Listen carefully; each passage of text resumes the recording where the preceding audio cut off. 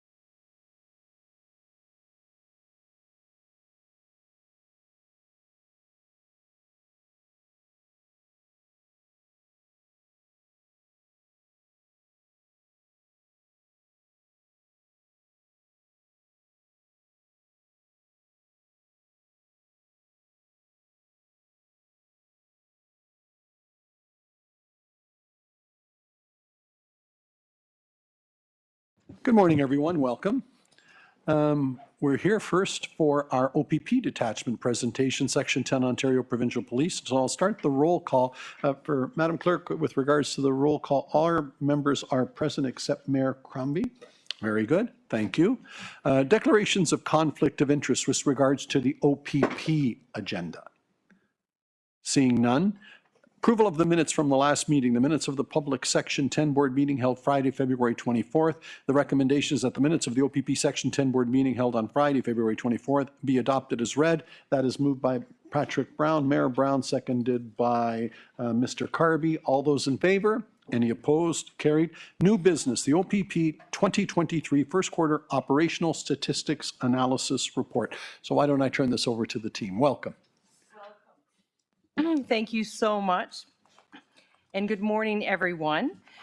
Caledon has been a very busy detachment in the last few months with lots of new hires, one of which I'm very pleased to introduce all of you today. I'm pleased to introduce you to one of my new staff sergeants, Staff Sergeant Jeff Dazinski, who is overseeing my frontline support, including uniform, major crime, and street crime. Jeff has been on the OPP for over 20 years and has a diverse background in a multitude of different specialty units, including urban search and rescue, traffic, and platoon. So welcome, Jeff. And of course, he's there to serve all your needs as well. So thank you. Not joining us today, but also a new hire for us, Staff Sergeant Kathy Kiomos, who started her career with Peel Regional Police and has been with the OPP for the past 8 years. Kathy is overseeing the HR and program side, traffic, and community response. We've also promoted a new sergeant, and 3 new special constables have been hired, which will start in the fall, as well as our 4 new detachment operation clerks that are working with our platoons are working out well and are a great addition to the Caledon detachment. Finally, I would like to welcome Superintendent Veronica Eaton to Central Region OPP. She will be the support side of the east side of the region, which includes Caledon. I will start now on our statistics report. We'll first look at public complaints. Currently, we have 3 complaints being investigated in regards to conduct. Again, nothing that I can share in terms of details right now. We will move on to the motor vehicles collisions by type. In this first quarter, we had 1 fatal. That was an intersection-related fatal. The victim of that motor vehicle collision is the one was the causation of that accident. We're going to move on to the criminal code and provincial statute charges laid. If you note, as of 23, we actually are up in our traffic offenses charges laid. In our first quarter, 3,000 plus HTA related charges were laid January to March. Other top offense types were drivers failing to stop at stop signs, careless driving. You can also see a slight uptick in our property damage type collisions. They are related to significant weather events which took place, large snowstorms, blowing snow events, flash freeze events. Between January and March, the detachment has charged and removed 26 drivers with drinking and driving offenses from our roadways. And during that 3-month period, 94 ride programs were run during that time. Move on to violent crime, and I'll highlight some different things. Since the fall of 22, we've initiated a fraud pilot project. A lot of times we were having issues with grandparent scams, and we thought it was prudent to assign somebody specifically to take charge of these offenses. We've had 9 investigations, of which we've had 16 judicial authorizations in support of 8 criminal charges and results of frauds such as this. During this time, for benchmark occurrences, major crime occurrences, 28 criminal charges have been laid and remain in the prosecution stage between the courts. And from January to March, the major crime unit were involved in 26 benchmark investigations, including an attempt murder and an international parental abduction case. In relation to the attempt murder investigation, 17 firearms and drug offenses have been laid, with the investigation still ongoing and more charges expected. The murder investigation is in its final stages and is anticipated to be solved, and no charges in relation specifically to the murder to be charged. We'll move on to our property crime statistics. There has been a decrease, which is nice to see, in many of these types of occurrences. This is a result of focused enforcement and collaborations between agencies, such as our appeal partners here.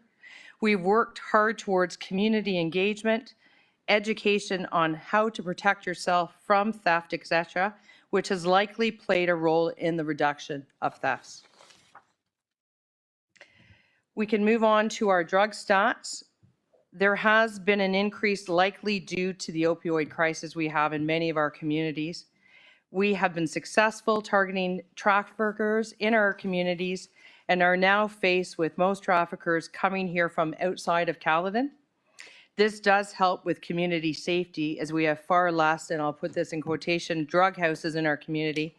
Caledon has had numerous successful drug investigations during its period, getting significant amounts of opioids off the streets, as well as illegal firearms.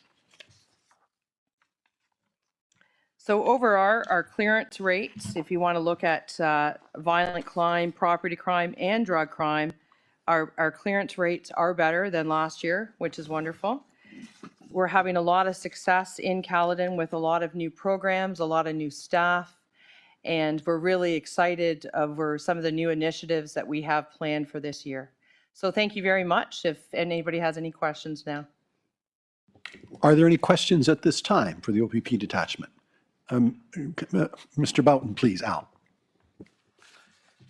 Through you, Chair. Thank you, Commander Kurtz. And Jeff, welcome. Nice to have you with us for the first meeting. If you look at the stats, and I'm just going to pick the Highway Traffic Act offenses, which 2022 was 2523, and now we're at 3,008, and we were way down in 2022 because of the staffing that you had. What's your current staff level that you have today relative to where you need to be and where you were last year? Are you close to the number that you want to have in the detachment? Well, I'm going to say that currently I'm dealing with probably the same numbers as we dealt with last year. What I've tried to do with my command team is sort of come up with more innovative ways of using the members that we do to be as proactive and effective as we can be. Of course, I am always pushing the region for new hires and new bodies, and I'm encouraged that with the classes that we're hoping 140 per every 4 months for the OPP. I'm encouraged that Caledon will reap some of the benefits, as well as we've got experienced officers that are coming over from other agencies that also have joined some of our ranks. So I'm encouraged that by the end of this year, we will see new bodies there, get our numbers up, and continue to have great results. In the meantime, we are going to continue to be as effective as we can with the bodies that we have. I do want to mention, again, it's ahead of time, but as of September, we'll have a total of 11 new recruits to Caledon, which is exciting. Is your staff complement this year the same as last year, or slightly, is it higher? It's about the same. It is, It but is about will the same. be, by the end of 2023, closer to the number that you need? I'm hopeful, and with my assertive personality, I'm hoping that that's what will happen. Perfect. I have no doubt that you'll get there. Thank you. Thank you so much. Any other questions? Through to the team. Any other questions? Seeing none, thank you for the presentation. If I could have Mr. Boughton and Ms. Coley move receipt of the report. All in favor, that carries.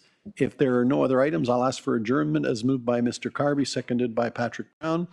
That is carried. Thank you very much for your presentation. This takes us right into our main agenda for Friday, June 23, 2023 of the Peel Police Regional Services Board. I want to start with our Indigenous land acknowledgement.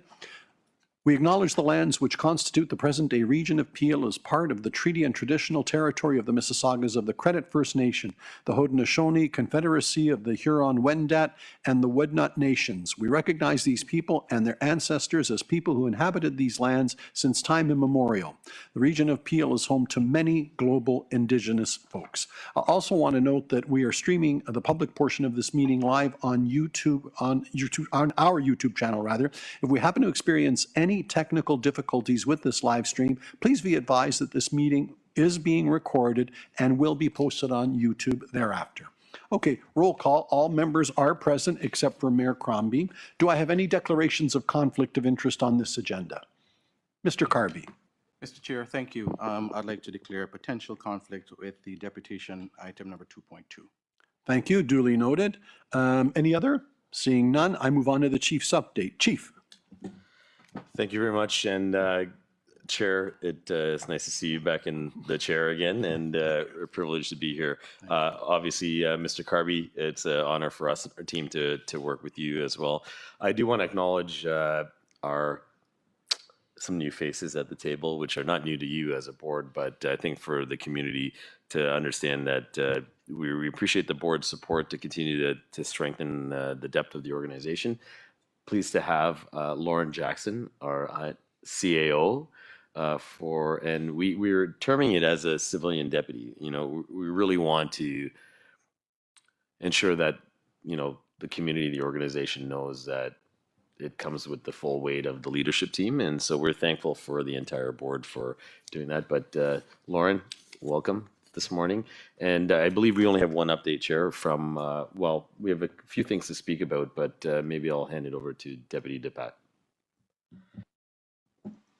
Thank you, Chief. And through the chair, good morning, board members. I just wanted to take a few moments to talk about recently, this past week, the official launch of our Wellness Bureau, the new location. Unfortunately, I can't speak about it because the purpose of this Wellness Bureau location is really to reinforce the commitment that we have to all of our 3,500 civilian and sworn members to provide them with a space where they can receive peer support and a whole host of other support programs.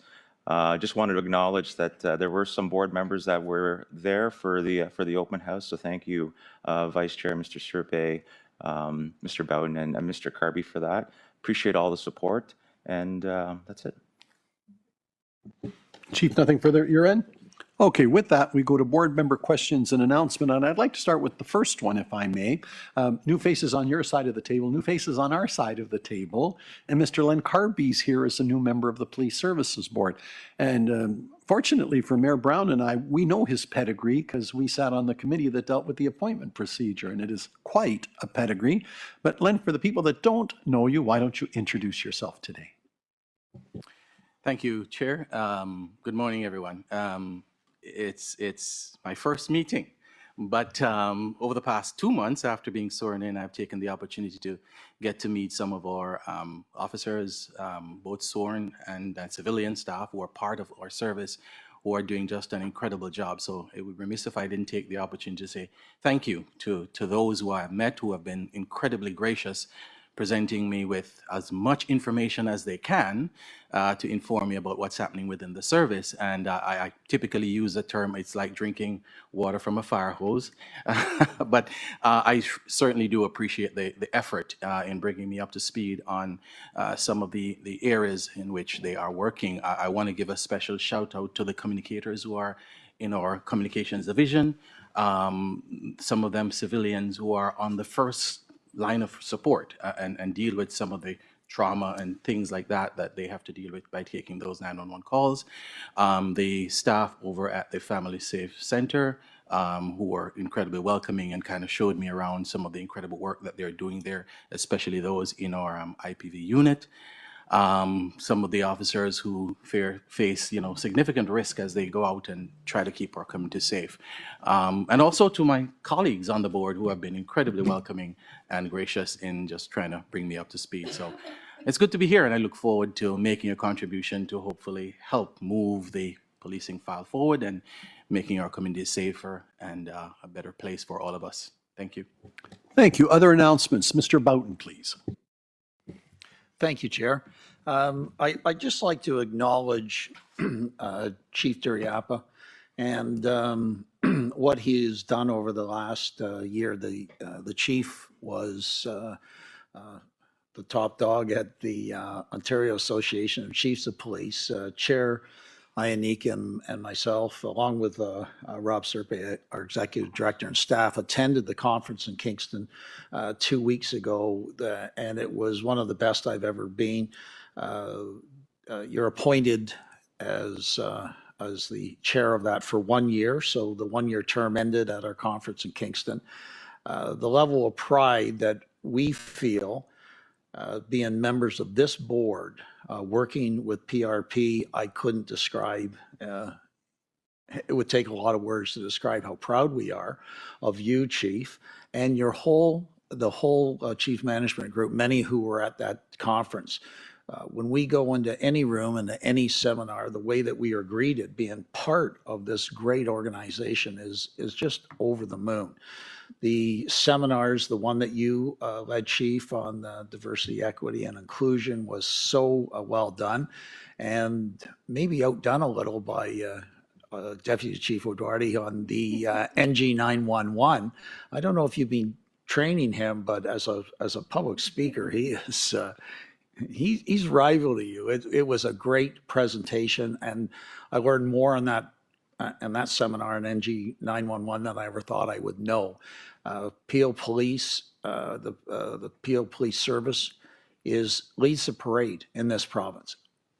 Absolutely leads the parade. People look to this service as the best in the province. It truly is. Chief, you and your whole team are the reason for that. So proud to attend the conference, and what a fabulous job you did leading the Ontario Association of Chiefs of Police for the last year, and what a great job to all of you. Hear, hear. Very well said. Chief. Thank you, Mr. Boughton, and thank you for attending. And I've been doing my best to equip Deputy O'Doherty with his orating skills as best as I can. But I think we'd all agree, and we appreciate you supporting us as a leadership team. But hey, it's not without the women and men. Right now, while we're sitting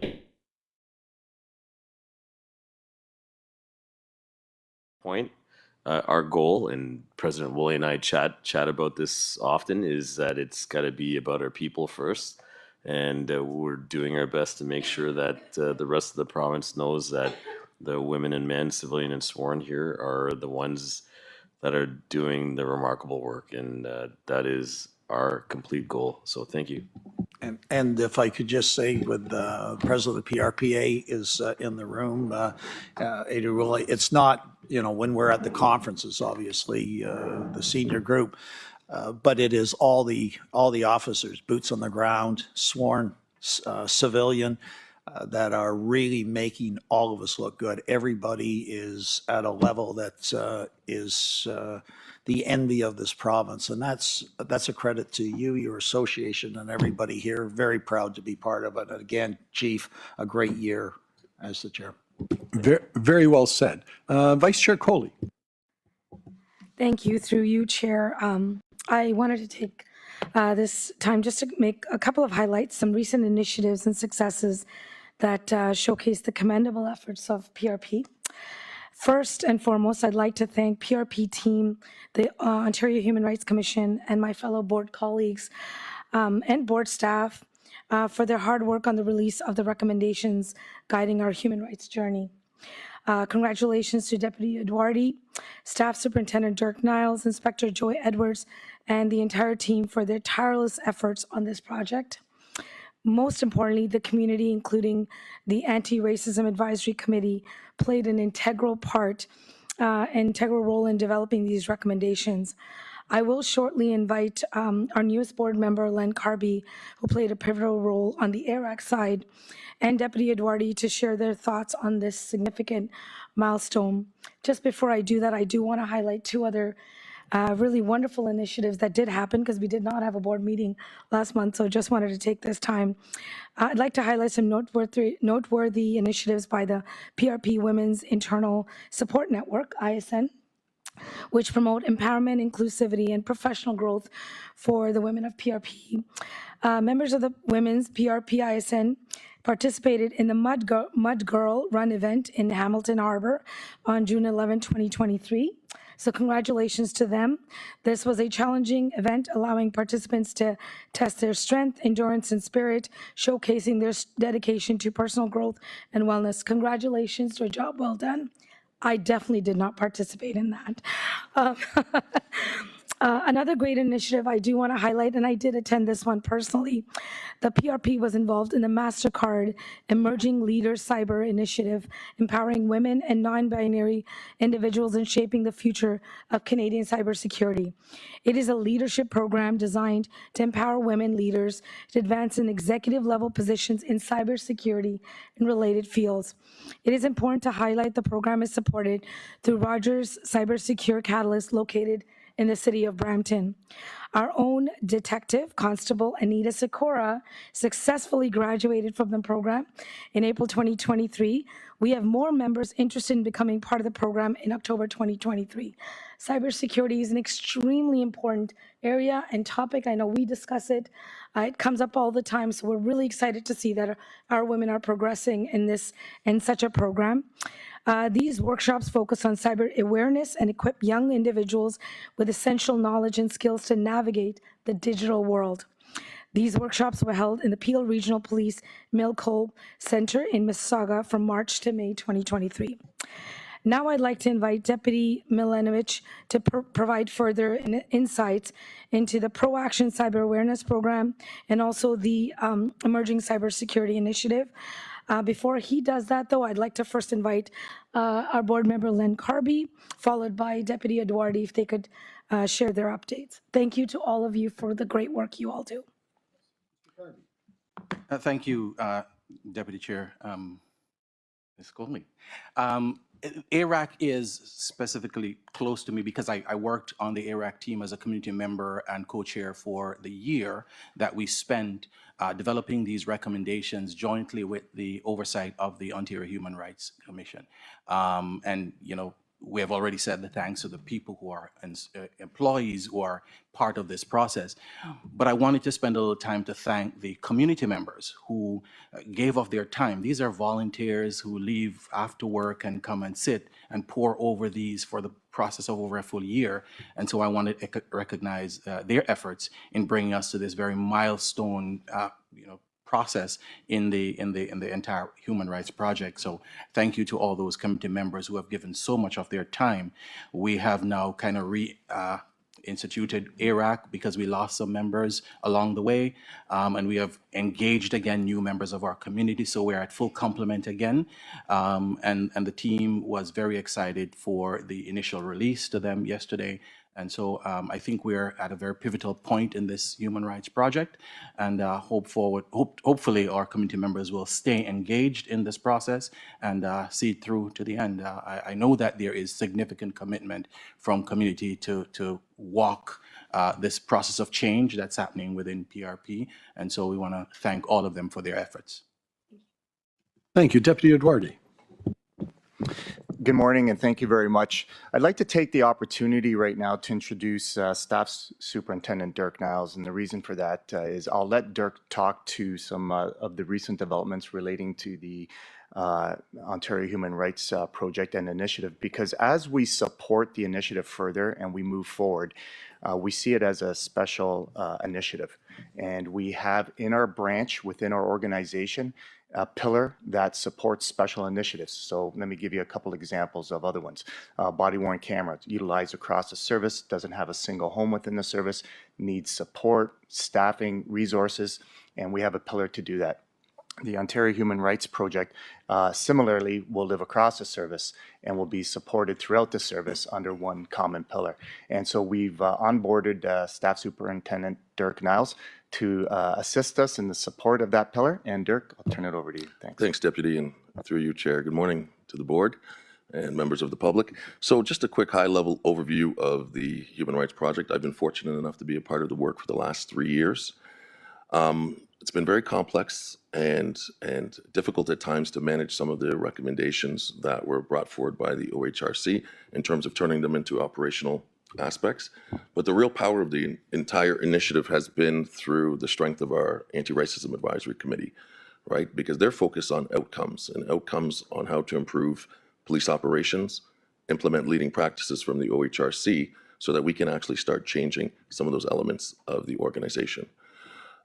Their efforts have been at the base of making these changes, and proud to report that we'll be releasing them today on the board's website as well as PRP's website, and the work's just beginning. We have to now look at the continuous journey of improving and implementing as we go forward, and we'll be doing that in the fall with community consultations at that point. So that is the latest update. Thank you. Any other questions or comments on that? Please, anything further, Nick? Go ahead. Excellent. Thank you. And through the chair, I'd be happy to provide. I think the idea was I was going to provide some comments on some of the previous things that Vice Chair Coley mentioned, specific to and beginning with the Women's ISN. One of the trends that you will hear, and the chief referenced it, the success of our organization is really built on the shoulders of the people that comprise it. And internal support networks is something that's relatively new to the organization. Not necessarily new to policing. But what I can tell you is traditionally, for the most part, they have been loosely formed groups that were maybe not as objective driven as they could be. And the reason why I mention this is because I am so incredibly proud of some of the work that is being done by our internal support networks. They have evolved from a support network, or what some would call a social club, to a development network. We have a number of them in the organization. The events and some of the initiatives that were referenced by the Women's Internal Support Network really demonstrates a concerted effort from women and by women in order to develop leadership capacity. And, you know, granted, executive sponsor, but I'll be the first to stand up and say I had nothing to do with it. It's the people that run that group. And so I'm just so incredibly proud of that group and the work that they are doing. The next thing that I would like to highlight, there was some discussion about cybersecurity and proaction. So we recently, and I'm going to use this to really highlight the idea that community safety and well-being planning isn't something that exists in a bureau in Peel. It's something that's taken by traditionally heavily investigatively oriented units and incorporated into what they do day in and day out.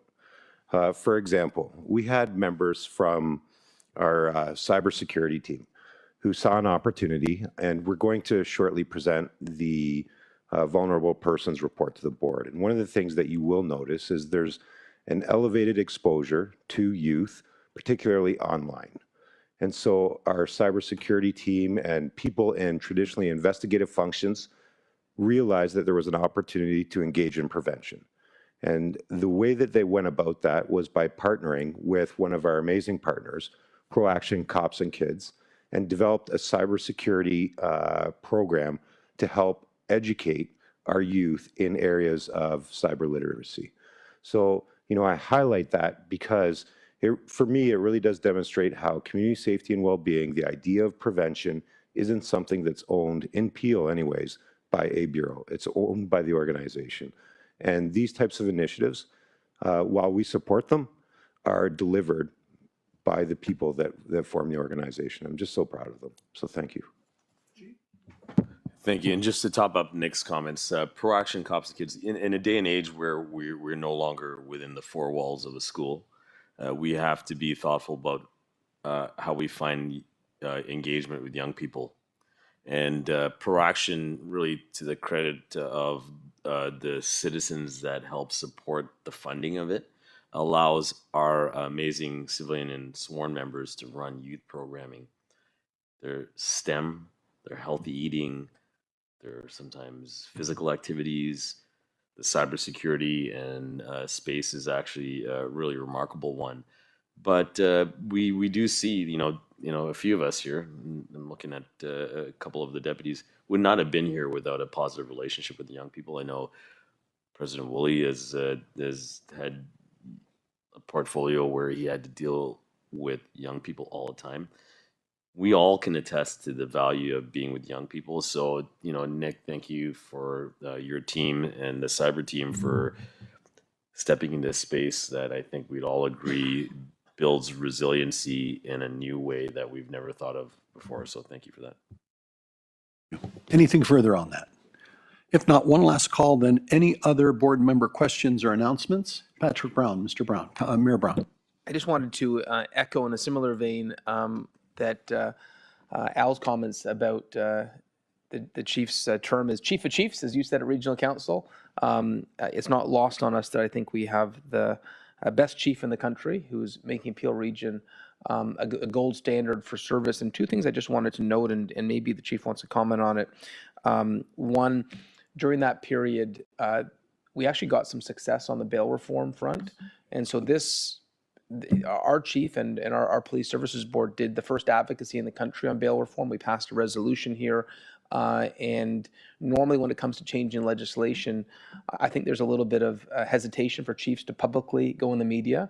But I think as chief of chief, the fact that he spoke with logic and arguments of why we needed a change, I think that probably carried the day. And having Marco Mendicino announce that change in the House of Commons, I was really excited to see, because this started in Peel. This was an example, the Darren Henderson tragedy. I remember when that happened, we're saying, how does this happen? How does someone who's been released 5 times commit a tragic murder like that? And so I want to thank you for really bringing national attention to a change that needed to happen.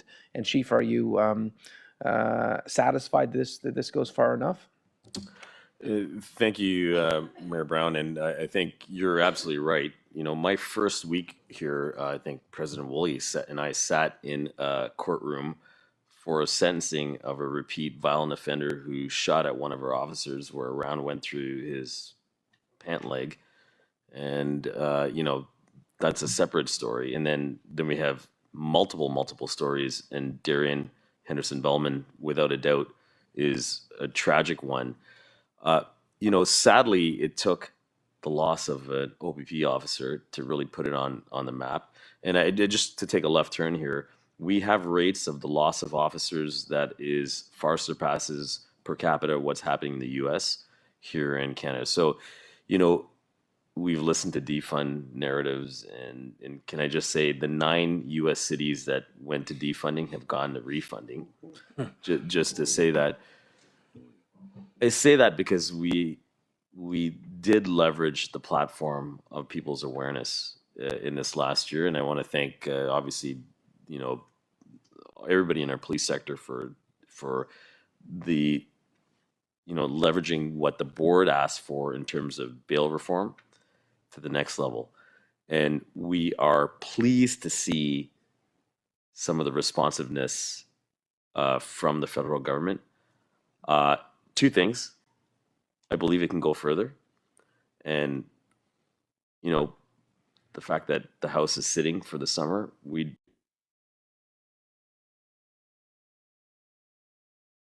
all of our sector continues to press into that space, because it's not just our officers, it's the entire community that suffers if we don't see that change. But I appreciate you drawing attention to that. Well, I think it's that old example you've given about the frequent flyers taking up far too much precious police resources. And the last thing I want to mention, just acknowledge, we had that auto thefts conference. Once again, you've led the national conversation on auto thefts. This week at Regional Council, we passed a motion to support your advocacy in terms of making sure CBSA properly protects our ports. I feel bad for our officers who get blamed when they don't immediately attend to a car that's probably in Montreal by the time it gets assigned to them. We got to get this fixed, and hopefully at a future board meeting we can pass a resolution here supporting your efforts. I know you're working on trying to highlight this to public safety, but maybe if you want to make one comment on your work on auto thefts, and I know you recognize how much of a frustrating and big issue this is in Peel region, and how across Canada it has been very lucrative for gangs. Agreed. Thank you, Mayor Brown. And I think the quickest thing to say is it's not just a policing responsibility to solve this issue.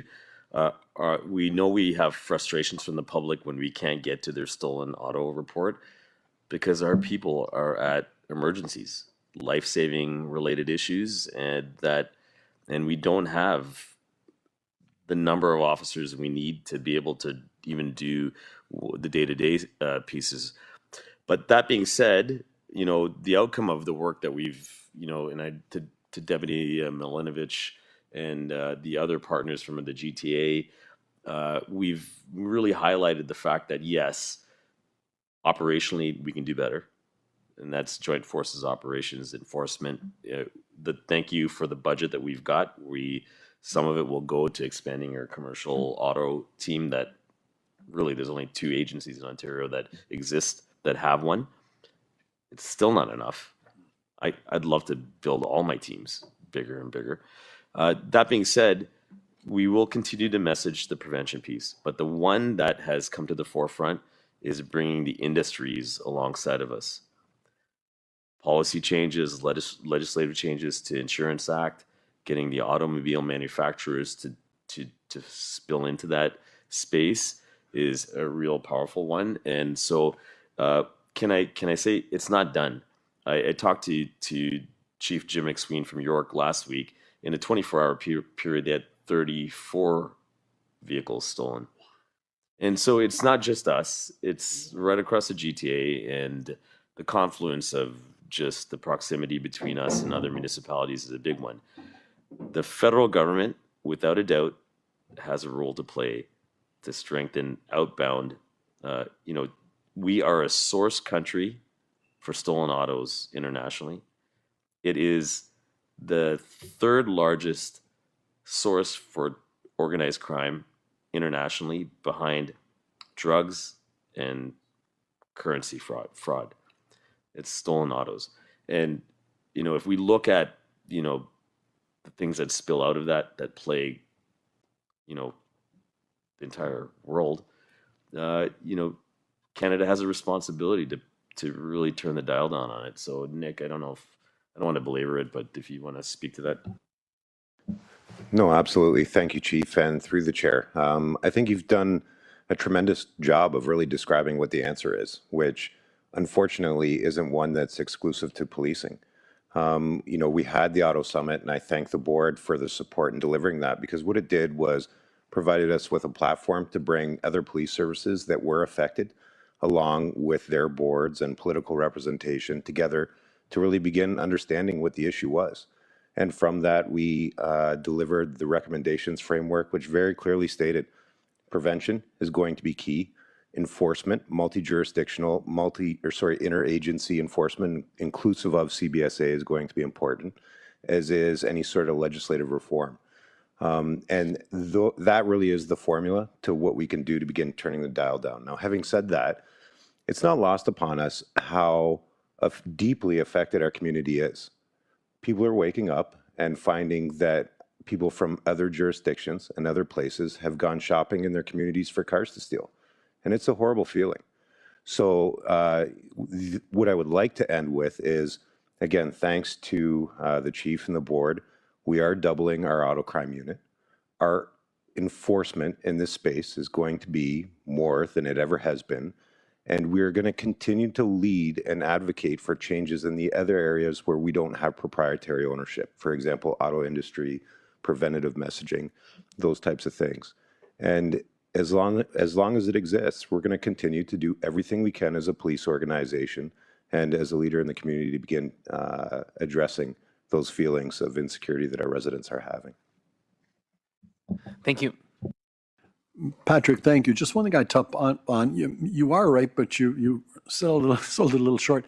It did originate in Peel with regards to the bail reform, but it originated in Peel with Patrick Brown. And you were at the vanguard of this file. You started talking about it when nobody else was, and with the chief and the team around you, you got a lot of results. So big, we're proud of Peel, but let it be known that you led the march on this, and very, very well done. Mr. Boughton.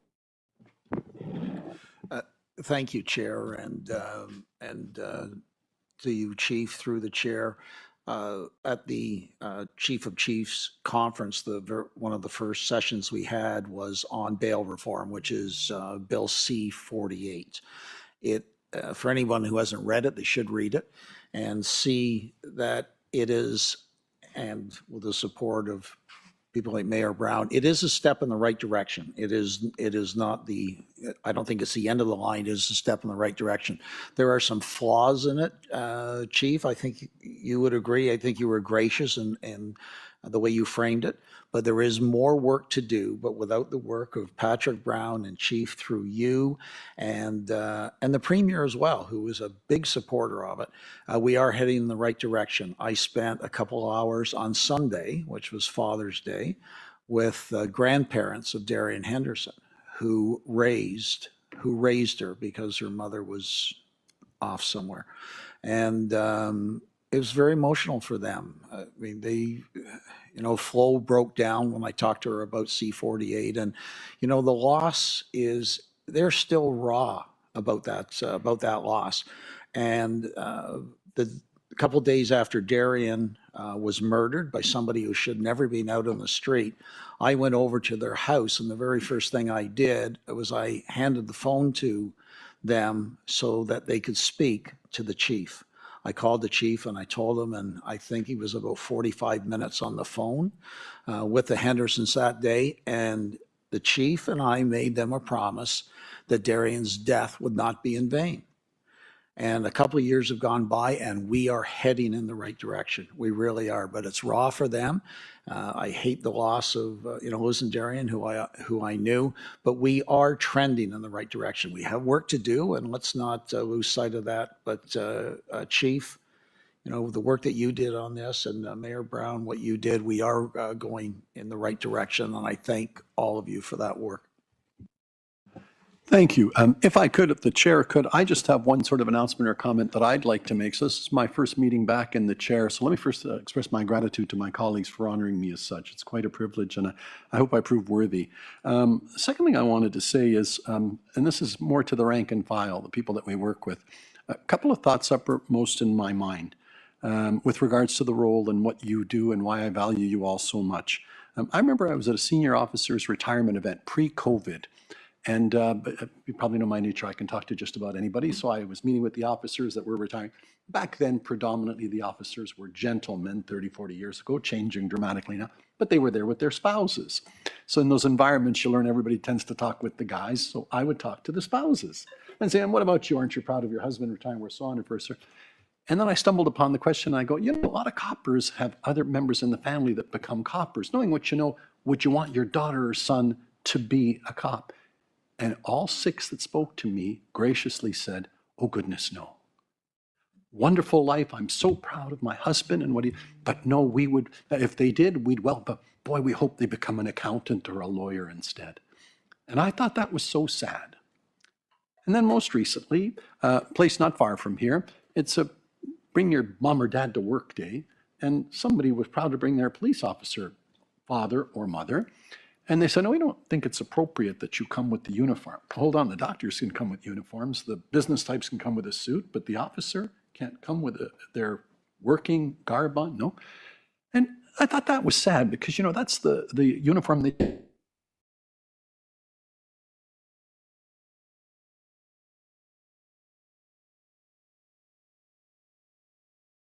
knowing that we're continually improving, but knowing that what you do is vital and important and cherished by the folks that, and I normally would say here, that work alongside you.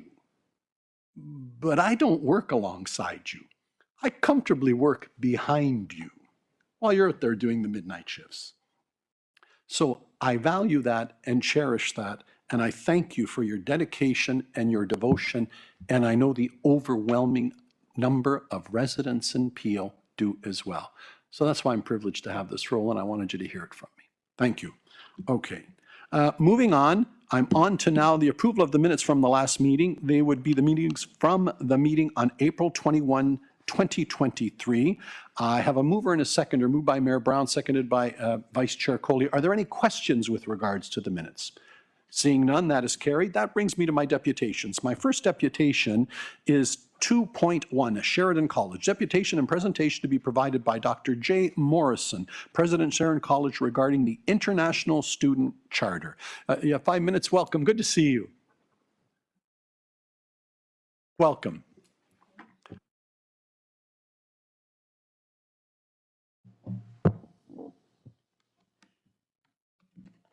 So thank you very much for having us here today.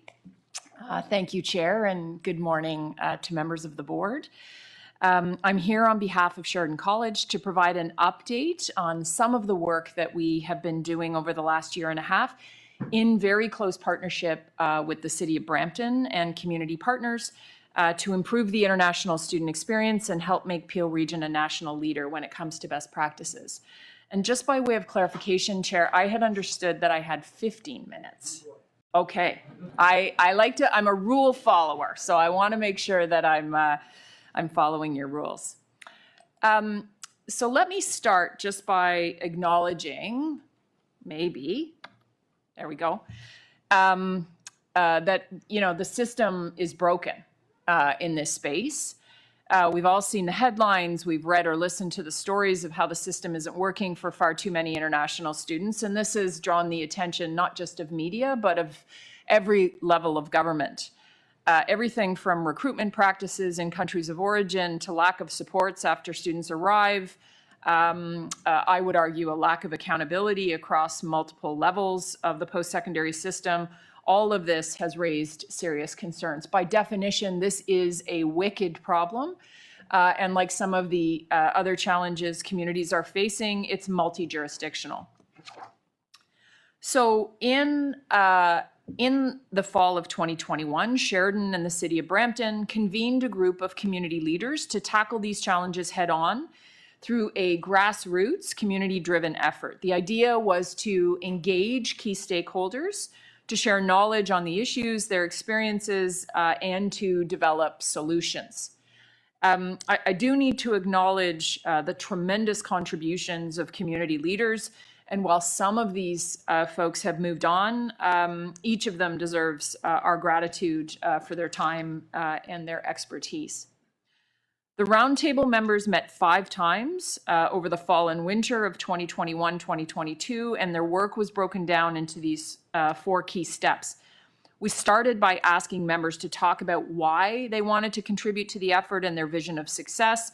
We also asked them to identify the experiences and the challenge that they were seeing firsthand so that we could better define the problem we were trying to tackle. Step 2 was a literature review that examined what is already known about the topic. It reviewed 129 published work. And I want to clarify, because I have every expectation we'll come back to this in the question period. The study confirmed that there are 80 post-secondary campuses, over 70 of them being private, unregulated colleges in Peel Region. Very little data is known about their enrollments or student supports, but what I will tell you is that the estimate is Sheridan is the largest public post-secondary provider. We have less, we expect, less than 30% of the international enrollment in our regulated space. And then in step 3, we started identifying early solutions, and that work yielded over 150 suggestions, which were bucketed into overarching themes. Finally, we turned those themes into the topics and discussion streams for a 2-day summit, which was awesome. And I know some members of the service attended at our Davis campus. It was great to have representation from all levels of government, from cities and regions. Peel police staff, as I say, were active participants, and everybody was very gracious in sharing their ideas. The summit was very well attended, as you can get a sense from this slide. Day 1 focused on the issues and the challenges facing international students, and Day 2 focused on best practices, plans for action, and measures of accountability. The summit materialized dozens of specific concerns. We rounded them up to 15 high-level themes, none of which would be of any surprise to anyone here today. We heard about the false expectations learners have when they leave their home countries, and we heard again and again the need for consistent, thorough, accurate information prior to arrival.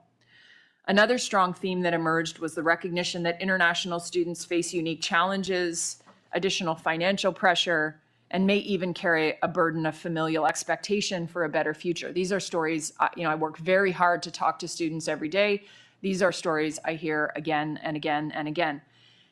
And while in Canada, we heard about the painful burden of harmful stereotypes, racism, and being vulnerable to exploitation.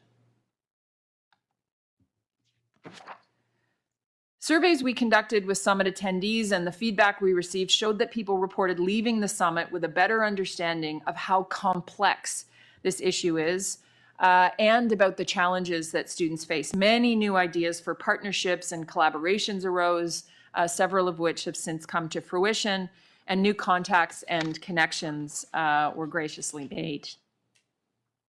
Our delegates affirmed that this collective impact approach, which continues, and the need to be proactive, the importance of working together, and the relevance and usefulness of what we've since called a community charter in this space. So developing the charter involved a review of over 75 pages of summit notes, which were all developed by paid international students who attended the event. Their work identified these key themes. Delegates highlighted the need for building trust, for listening, for providing support, inclusive environments, respecting people's lived experiences, collaboration, and ethical practices. Again, nothing particularly novel or new to many of you. But this charter is our action plan to live up to our vision, to the City of Brampton's vision, to, I hope, the Region of Peel's vision, to make this community, our communities, the best practice leaders in Canada for the international student experience, and to help strengthen community safety and well-being. The goal, I liked that language, is that together we'll lead this parade. It outlines guiding principles, actions, or recommendations for adoption by all parties, and it includes a suggested mechanism for accountability, which is key. I'm in the interest of time, I'm not going to go through the guiding principles or each of the goals, as this is all available on a public-facing website. But I do want to share that this is what defines Sheridan's commitment, the City of Brampton's commitment to this work, and those of our partners. Goal 1 addresses the way recruitment takes place for international students. The calls to action are focused on better regulations and standards when it comes to enrollment, as well as information sharing.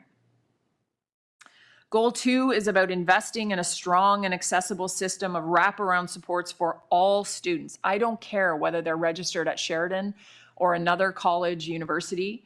Every student deserves wraparound supports. We know what those supports are. They must be delivered consistently and accountably. The role of all levels of government was identified here as key to sustaining a network of community-based services. Goal 3 gets to the heart of two issues that come up again and again and again: housing and finances.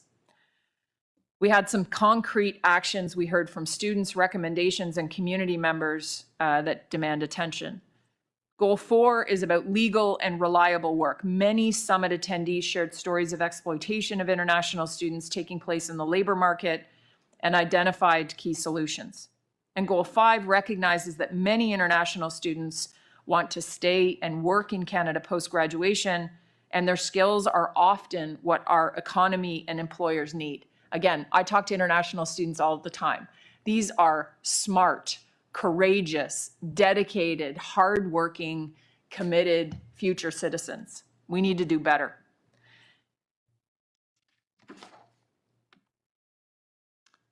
Again, in the interest of time, I'm not going to go through all the details on this slide, but we do expect every signatory to this charter, Sheridan and the PRP included, to remain accountable to the charter and to track our individual and our collective progress, because that's the only way that we're going to live, document, and continue to deliver change.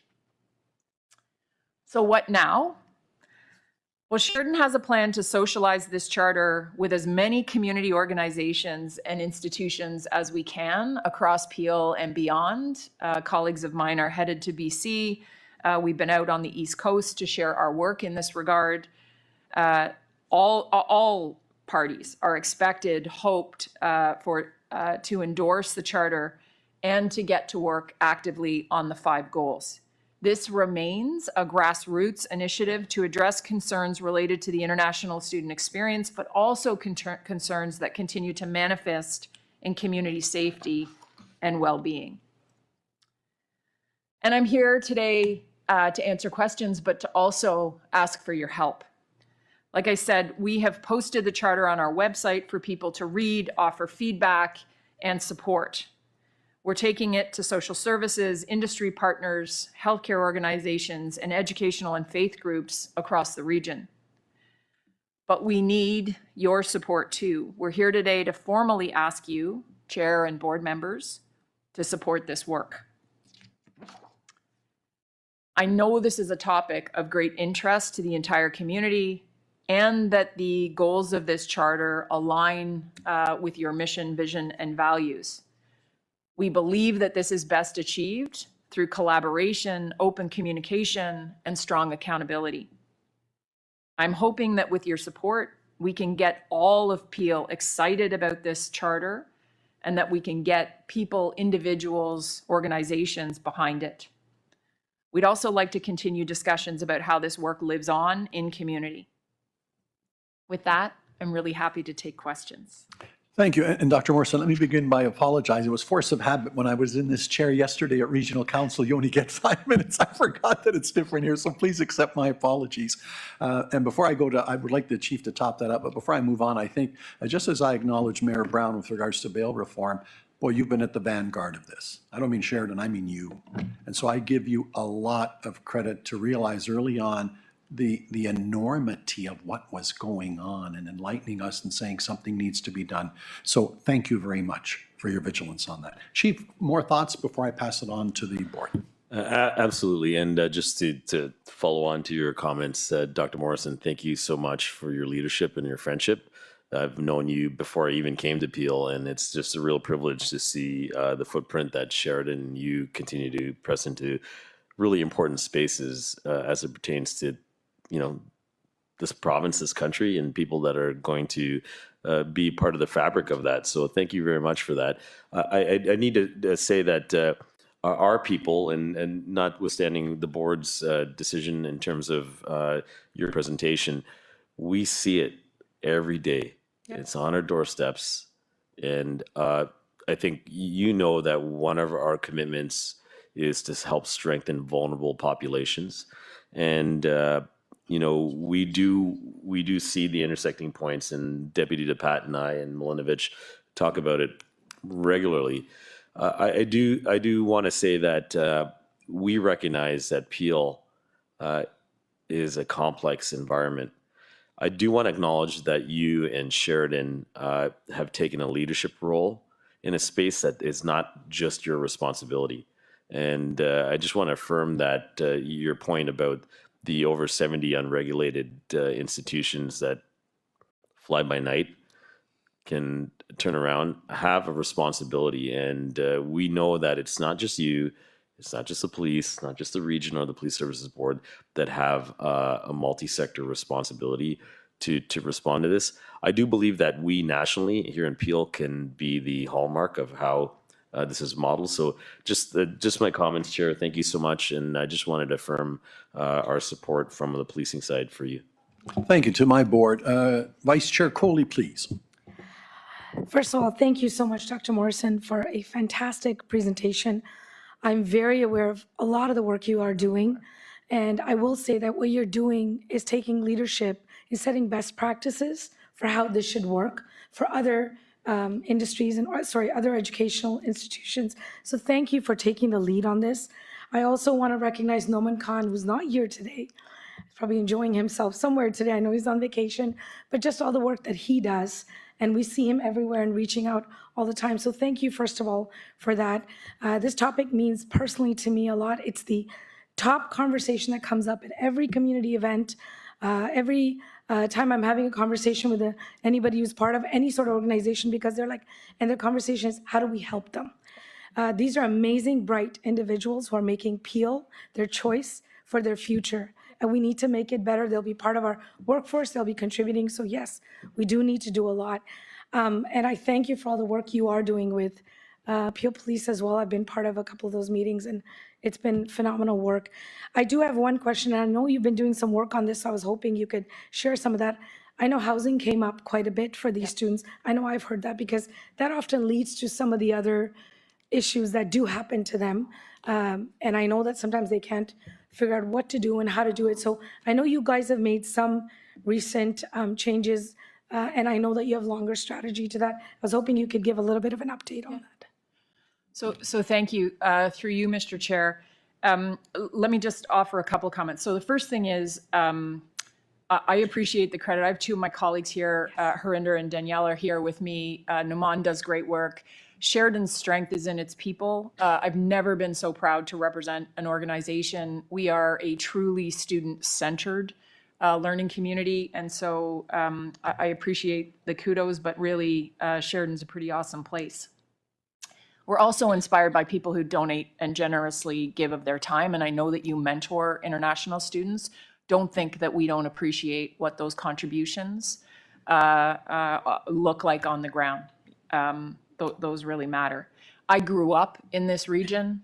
I care deeply about Peel and what it delivers in terms of social and economic outcomes for the individuals and the families that live here. Sheridan, I hope continue. I mean, we are deeply vested in continuous improvement. We don't always get it right. And sometimes I hear from you when we don't get it right, and that's cool. Call me anytime. We'll do better next time. But you know, if you don't have a sense of what it takes to deliver on the promise, if you are taking international enrollment fees, you should be in country. You should have partners in the country. You need culturally relevant healthcare, not just physical healthcare, but we deliver mental health services that are multilingual and culturally appropriate and in partnership with community, which removes the stigma of somehow the perception that seeking help on campus is somehow tied to citizenship and immigration or academic success. None of this is new or novel. It's existed in the best practice literature for decades, right? A key piece to this, we run an on-campus food bank. We run an on-campus clothing bank. Many, if not most students arrive here in January with no boots, no mitts, no hats. We provide those. These are the pillars of being accountable to international students. And I will tell you, there is not consistency across the board. That is not the experience. On the issue of housing, this is really, really challenging for us. So if you imagine that 30% of the enrolled students in Brampton pay their tuition to Sheridan, on top of that other 70% of students enrolled in Brampton at other institutions, we also know that students choose Brampton because it's a hospitable, welcoming, warm environment. And it's not just Brampton, it's North Peel. You have grocery stores, you have faith-based organizations, support settlement agencies.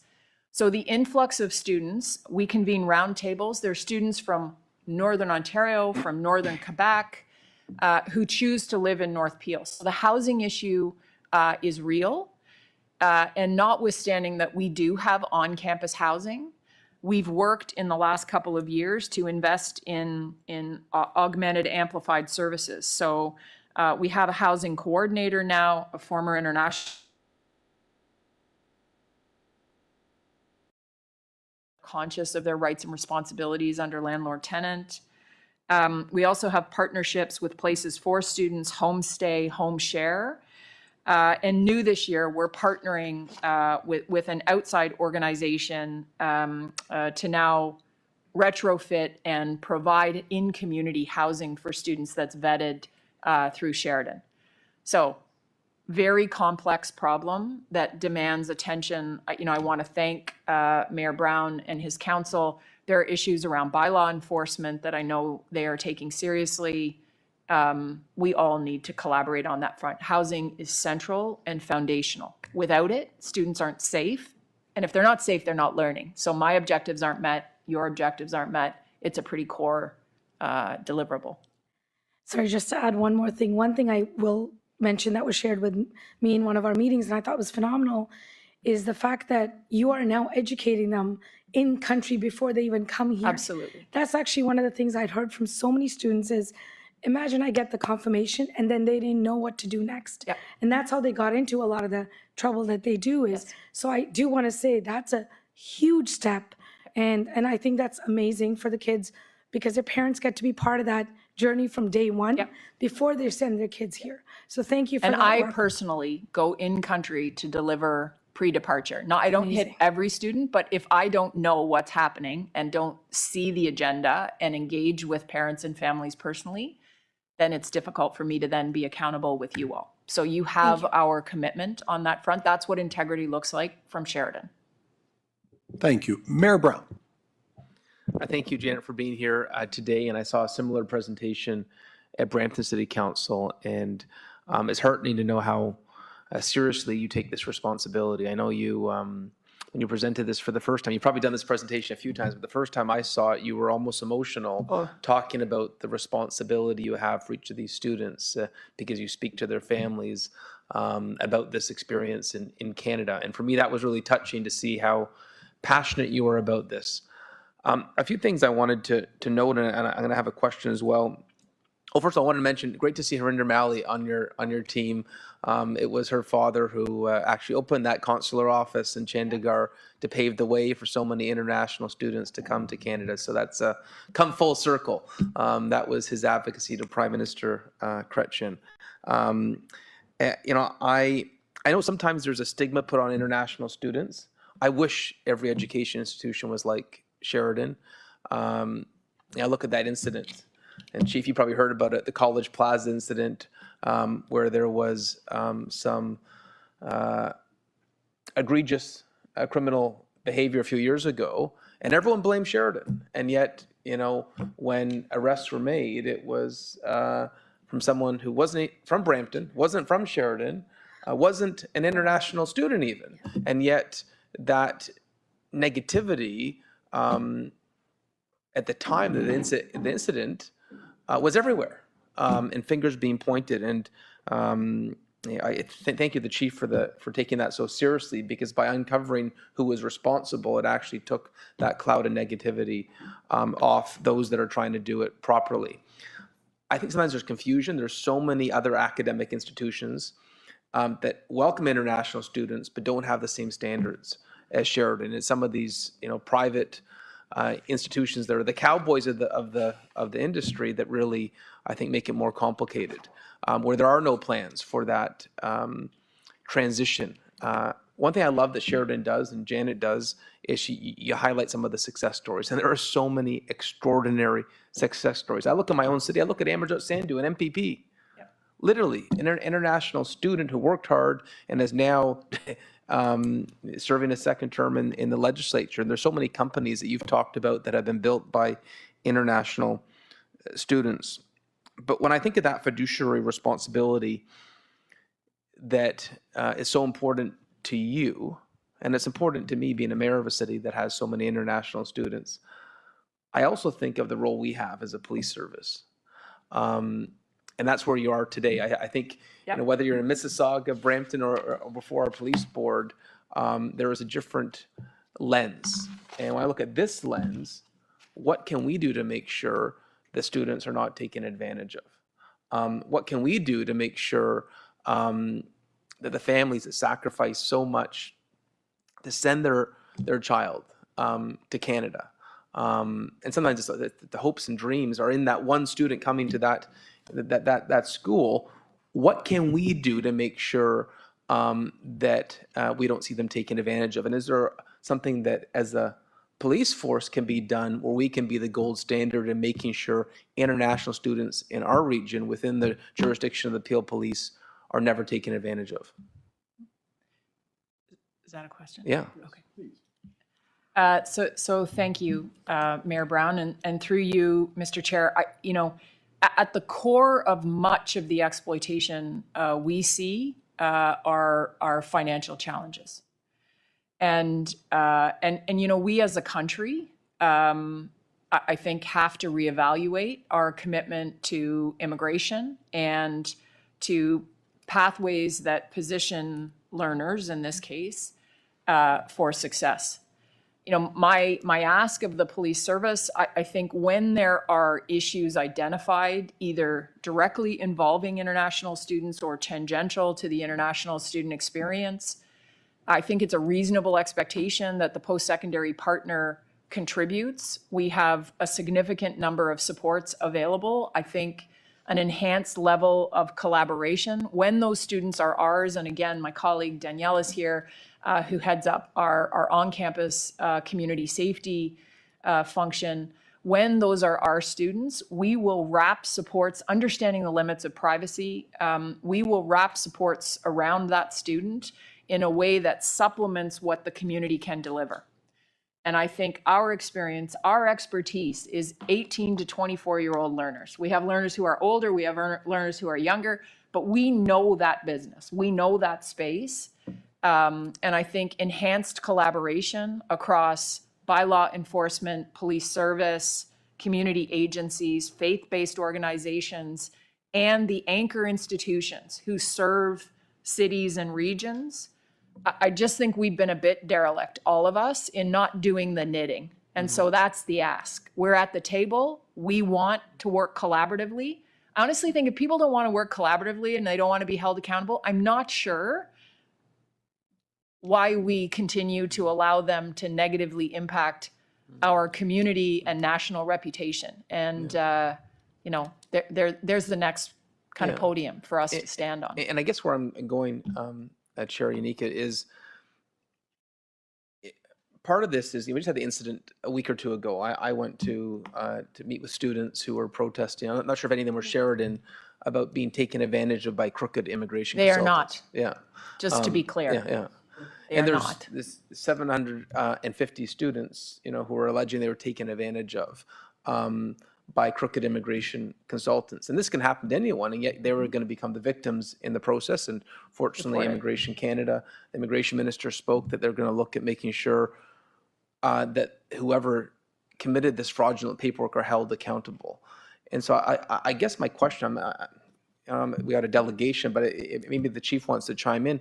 Is there something we can do if it gets reported, if it somehow gets to Sheridan or another institution, that there's someone who is trying to prey or make money upon students? Do we have that ability to collaborate with Immigration Canada to hold those fraudsters accountable, even if they're outside of our jurisdiction? Do we have that level of collaboration when it comes to international students? And I know you have your own precautions of how to prevent that, but in the day and age where you can replicate, you're talking about currency replication, you know, the ability to be fraudulent is easier than ever before. So how do we combat that in a collaborative fashion? Thank you, Mayor Brown. And absolutely, we have a role in this space without a doubt. And, you know, Janet and I have chatted before. You know, to be clear, again, just to double down, as an institution, it's remarkable how much you've invested. You're actually embedding internationally before students even come here to make sure that they have at least priming on supports that are needed. But we do. There's probably opportunities on our side to be better at this, without a doubt. I have to agree, because we are, as a sector, responsible, for so many social disorder issues that really aren't a policing problem, to be honest. But we have recognized, probably in the last decade or more, that we have a leadership role to be in that. And I just want to say that I think you're doing the same thing in your sphere. So maybe, Deputy DePat, can I turn it to you just to comment on the intersecting points that we see from the standpoint of international students?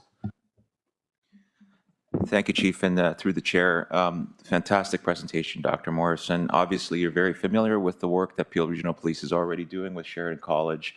What we're talking about are the social determinants of health that we focus a lot of our attention on our residents here, but obviously the international student, the journey and the experience is something that I like your term. You said collectively we've been derelict. And the reason why I say that is because much of the work that we're doing in community safety and well-being is really to identify those situations where we know there are individuals, families, or communities, specifically the international student, and their experience where the police do have a role, and oftentimes it's from a response perspective. Right. And once we delve into the root causes of why we're responding to incidents where members of this community are interacting with the police, oftentimes we're finding that they're either victims, they're survivors of some sort of crime, or now they're an accused in some way, shape, or form in some sort of crime. So we certainly continue to look for opportunities through our situation table that Sheridan College is a part of, through the regional situation table, through our community mobilization efforts, and through the boots on the ground that are interacting on a daily basis with those that are coming into contact with us, not only to identify, but to also offer them those supports. Just lastly, Sumit, I just want to say, last comment, thank you. Thank you for being a great example. It's unusual to have a post-secondary education institution proactively go to the police and the cities that they work within to see how we can collaborate. So it's great to have a partner like you. Well, so thank you, Mayor Brown. As I say, I think this is integral to Sheridan's character. So you can expect us to always be here. Just a couple of points. All of our students are accountable, not just to the laws of the community and province and country, but to student rights and responsibilities. And so again, it's yet another lever to encourage positive behavior, but it's a mechanism. It's intended to be a developmental mechanism for redress, and we've used that, I know, collaboratively before. I will be very blunt on the current circumstances around the students that were fraudulently offered letters of admission. There are really, in my view, quite simple regulatory solutions to prevent that stuff from happening. So that should never have happened. Sheridan uses in-country staff who are not on commission. We work with a very small number of agents. All admission letters are offered and issued by Sheridan. We do all of the vetting ourselves. When that's farmed out, there's just so much room for fraud and influence. The other piece of that puzzle is that admission letters, notwithstanding issues of privacy, admission letters should be shared with IRCC. There should be transparency on the admission letter. There are, I think, simple pieces of this puzzle that could have precluded 700 young people with infinite potential. These were smart, capable, all of these students, the ones I've met, were eligible for admission. And now they've spent years in a spin cycle. And they take that experience home with them, and that's what Canada now means to their families and their communities. We got to do better. Okay, great part of the discussion. I'm glad we touched upon that. Okay, with that, the motion here is one of receipt as moved by Mayor Brown, seconded by Board Member Coley. All those in favor? Any opposed? That is carried. Dr. Morrison, thank you very, very Thank much. you very much, Mr. Oh, Chair. and by the way, before I go on, and thanks to the executive director, I was corrected, if not reaffirmed. It is when you have a deputation, presentation, or a report, we too allow 10 or 15 minutes at region. But a delegation is in fact 5 minutes even here as well. So what was here, this was a formal report. So there you go. Okay. All right. The next delegation, 2.2, Mr. Robin Brown, virtual deputation to be provided by Mr. Robin Brown regarding concerns over the possible reinstatement of the PRP School Resource Officer Program. Is Mr. Brown, before I get you, is Mr. Brown in the room or is he here virtually? Okay, Mr. Brown, if you're here virtually, I just want to queue up your presentation, sir, first. I was, and I want you to respond to it when you present, of course, but welcome. When I read this, Mr. Brown, and to my colleagues, I immediately said, oh, so we've got a report on our agenda about the possible reinstatement of the PRP. And I said, look through the report, and there is no report. And so then, and I'm going to have I reached out to the executive director and the chief, and I don't understand that we are reinstating the PRP. So through to the executive, what I'm doing is I'm sort of creating a report that we know what the state of affairs are, because I don't think we are possibly reinstating it. But to the executive director, if you could just tell us what the state of affairs is. Thank you, Chair, and through you. At this time, no, there is no communication with either of the school boards regarding the school resource officers. At this time, there's been no request for us to have any discussion. And between you and the chief, and are we planning a report, or are you bringing someone forward to us imminently on the file, perhaps through to the chief? Chair, there is absolutely no plan for the school resource officer program coming back at all. Okay. Again, I just wanted to reaffirm in my own head, Mr. Brown, you may have known that, but when I read it and others reading the agenda might say, we're possibly reinstating it. Well, first of all, and we can't, the school board would have to reinstate it. So, but with that clarity, please welcome, proceed. Can you guys hear me? Yes, we can. Thank you. Please proceed. Thank you, Chair. Yeah, no, Chair, I actually didn't mention anything about a report in my request for delegation, but anyway, there you go. So I'm sorry I'm going to have to put a damper on this kind of PRP love fest, but I lead Ottawa's 613-819 Black Hub, and we work exclusively on addressing systemic anti-Black racism, including in the justice system. So to that end, I speak regularly at Ottawa Police Service Board meetings. This is my first time speaking to this board, and I'm here because in April, I found out that you appointed Mr. Carby to the board. And hold on, I beg your pardon, on a point of, you're here to talk to us about the reinstatement of the PRP School Resource Officer Program. Can you confine your comments to that and that only, please? Well, this is all leading to that, for sure, yeah. So that caught my attention for two reasons. Firstly, because Mr. Carby is a community leader with an exemplary record. I'm gonna interrupt. You're not addressing Mr. Carby, you're addressing the board, sir. Okay, but this all relates to the issue I'm talking about. So no, it doesn't. You're talking, I beg your pardon, you're talking about a member of the board. Please speak to the issue. All right. So we jumped. All right. So let me start by asking you a question then. That I suspect that again, Lynn will ask you a lot. Why are you spending so much time addressing the reinstatement of the Peel Police School Resource Officer Program and high-end car theft, and so little time addressing systemic anti-Black racism, when that clearly doesn't fulfill your obligations under your MOU with the Ontario Human Rights Commission? Okay, I'll answer that. You're not here to speak on that. You told us you want to discuss the possible reinstatement of the PRP, and you seem to be talking. So I will give you one last opportunity. What do you want to talk to us about what you told us you intended to talk about? And that is, and I quote, the possible reinstatement of the PRP School Resource Program, which we've just confirmed isn't even alive or at play. You understand that, is that correct, sir? Oh, I do, sir. Well, let me read you a section later down in my, here we go. Maybe this will I guess, qualify for your criteria. So I particularly want you, Chair, to hear this, since you, Chair, made it clear you support reinstating Peel's SRO program at the board's November meeting. In response to a pro-SRO delegation by members of the Canadian Punjabi Broadcasters Association, you said the SRO program is good because it lets police meet youth in a human, non-threatening setting. Non-threatening? Really? Chair Iniga, did you ever ask Black, Indigenous, or LGBTQ students if they find schools in their or cops in their schools non-threatening? And if not, I suggest you do.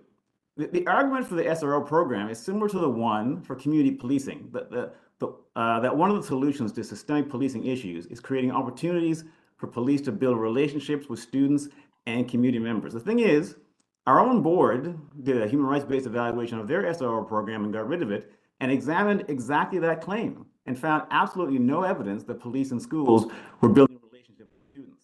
Okay, and I'm going to interject again. And so are you telling me now you're satisfied that we are not reinstating it?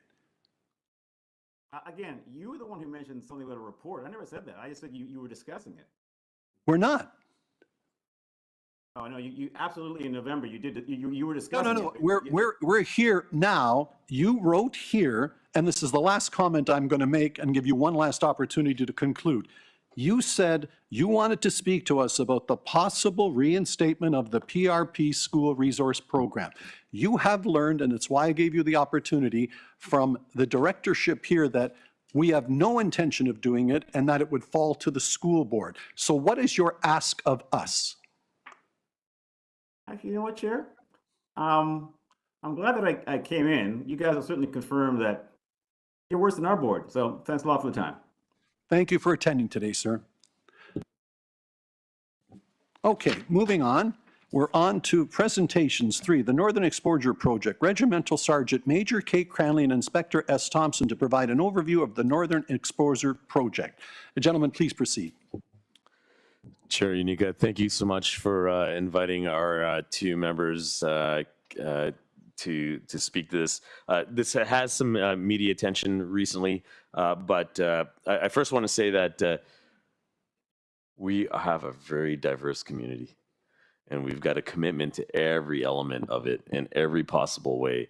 And of course, as you know, this week we've, and some of the board members were there when we acknowledge Indigenous Peoples Day, but we have a commitment to really police a population that is very diverse. And we don't have the privilege of having an identified Indigenous community geographically within our Peel region, but we do have the population here. One of the things that happened in last fall as a president of the Ontario Association of Chiefs of Police, I had the opportunity to travel to Indigenous communities in Northern Ontario with several other chiefs.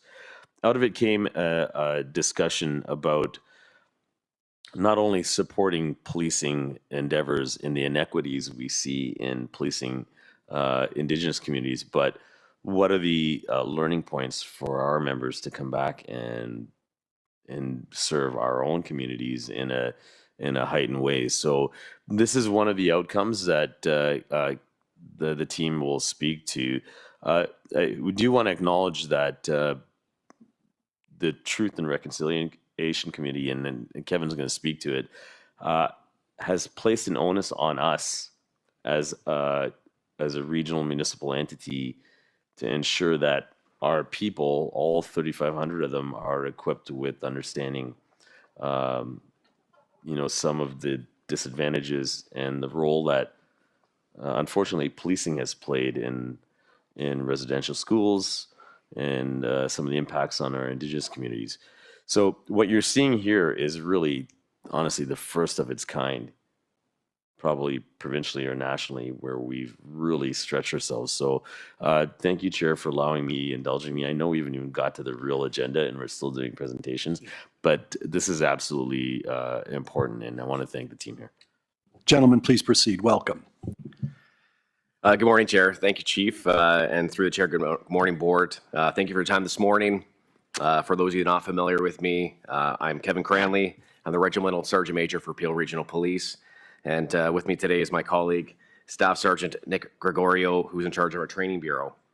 So today we are going to be discussing our Operation Northern Exposure, as well as our cultural awareness training that's provided to all of our Peel Regional Police members. So I'm very excited to be here with you all. It's particularly fitting, given that we just celebrated National Indigenous Peoples Day this past Wednesday at our headquarters, and that June is our National Indigenous History Month in Canada. A time to recognize the rich history, heritage, resilience, and diversity of First Nation, Inuit, and Métis. So Operation Northern Exposure is an Ontario Association Chief of Police operation which involved the Anishinaabe Police Service, Peel Regional Police, Halton Regional Police, and the York Regional Police. The operation recognized the need to provide Indigenous awareness training to members while building authentic partnerships with Indigenous members of the community, which are located in the Northern Ontario along the James Bay Inlet. This operation came about as a result of collaboration of the 4 police services with an emphasis on cultural awareness training and that this experience could provide our members. I'd like to mention that this was driven by our chief and our executive command, as they saw the value in exposing our members to this environment, as it ties directly into our CSWB, our community safety well-being mindset, and provides another example where our officers need to be leaders in these types of spaces. The chief and the other services collaboratively signed a MOU, which can be used in the future as a framework for future deployments, not only with Anishinaabe, but our other Indigenous policing partners. Through this initiative, Peel Regional Police deployed 6 members on 2 separate occasions, so a total of 12 people, once in mid-February and once at the end of March.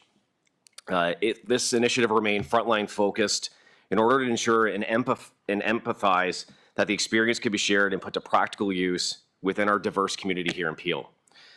And as the chief had mentioned, this provides a tangible answer to a call to action from the Truth and Reconciliation Council. Action 57 calls upon all levels of government to provide education to public servants on the history of Indigenous people, including the history and legacy of residential schools, with a specific emphasis on skill-based training in intercultural competency, conflict resolution, human rights, and anti-racism. And I'd like to say we really leaned into this space with this operation, and as well with our training program that Nick's going to talk about, that we go much more above and beyond mere education in this space. So between January 14th and April 4th, we deployed, the 4 services deployed 36 officers to the communities of Kasheshawan, Fort Albany, and Athawapaskat. Just out of a point of interest, the NAPS officers, the Anishinaabe officers, are actually flown into the community where they actually live there for 2 weeks. Our officers were able to experience the same setting for 5 days. They responded to calls, assisting our Anishinaabe partners. They interacted with the community, and they were immersed in Northern and Indigenous culture. This really demonstrated to our members the challenging experience of isolation, extreme weather conditions, and limited resources that these communities have. It's compounded with the challenges of history of suicide and substance abuse as well. I'd like to share a 5-minute video that captures the unique experience of our members, and I apologize that some members here have already seen the video recently.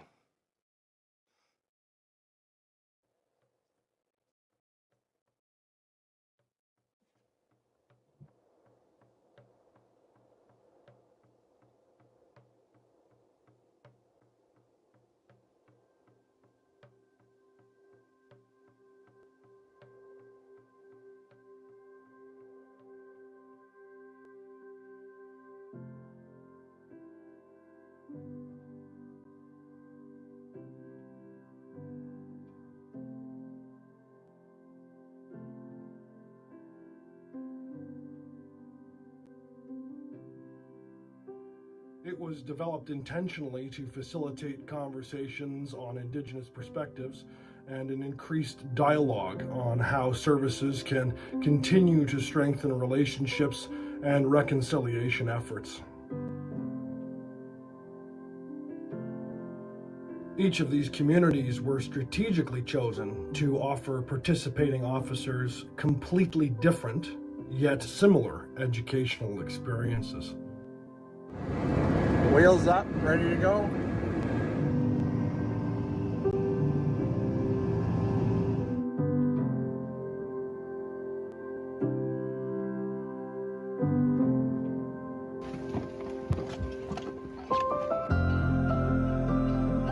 The type of policing that occurs in Northern Ontario is something that I had no idea exists. The cold, that is a temperature I've never experienced before. Holy schmoly. Ah! People had more time to talk to each other. There's not a typical 9 to 5 that we see in our region. Truly, no day was ever the same. 2 officers on shift, 2 officers sleeping at the officer residence. Calls come in through the radio, over the phone. These calls can range from ordinary domestics to multi-generational issues involving alcoholism and mental health, where the supports are nowhere near the same. It's community policing 101. The police there and the community, the infrastructure that's there as well that they've developed is something that's bar none. They are everything. They're your mental health worker, they're your crisis worker, they're your shoulder to lean on. The officers do an incredible job of community policing, and there's huge value in that. You get to know the people in the community, they get to know you, and you get to build that trust. Hi! Oh, hello! Oh, hi! The police have not always had a positive relationship coming out of residential schools. The relationships that they form now is really the pinnacle of policing. They want to learn from the community. The sharing part is really important. That's what our elders used to do. Wisdom comes from there. Really necessary to form those relationship bonds between the community. And I had the chance to experience that firsthand. Police know residents on a first name basis. Residents. Our community, welcome to our school, and the energy here is very positive, and we look forward to hosting the police officers. Welcome everybody. You can see with the band council and the elders in the community respect the police. They want to be there to engage and help out. The only way that we can make things better in this world is to work together and have only the learning that you can take from that. We don't realize what those little moments can do for people and the impact they have on their lives. Operation Northern Exposure has certainly been an adventure and an experience unlike any other for the participating officers. I think I've learned to be a lot more patient, a lot more understanding, and really to capitalize and use my resources that I have here. Being in the position that we are in as officers, I think it's imperative to learn and understand generational trauma so that we can be in a position to provide the necessary supports. The fact that those officers become intimately involved with every member of their community, just given how small it is, really recognizing that in order to solve the problems that face the community, you really have to get down to the root of the problems. The biggest thing I learned up there was the power of words. Words carry weight, and our words can impact the community. That community has a voice. They want us to do things a certain way, and we should be catering to that need. We got the complete package of being directed and shown around the communities. Seeing how these officers interact and deal with people is something phenomenal. I believe that everybody in this province should have these opportunities. I want to thank you for enriching our experience. We look forward to coming back and speaking with you again soon. Thank you very much, sir.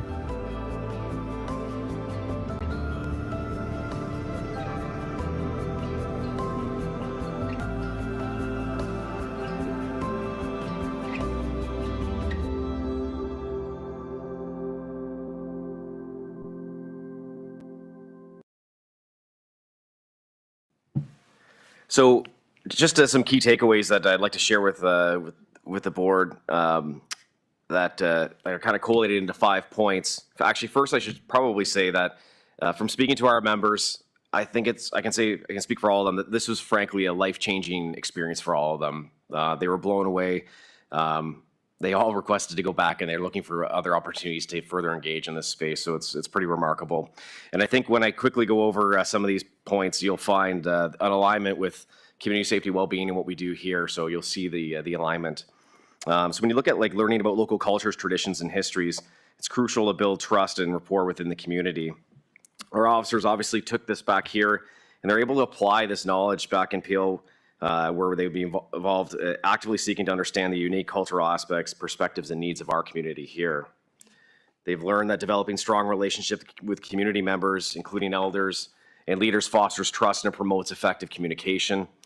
Engaging in community activities and events helps officers to connect with residents on a personal level and establish a positive presence within our community.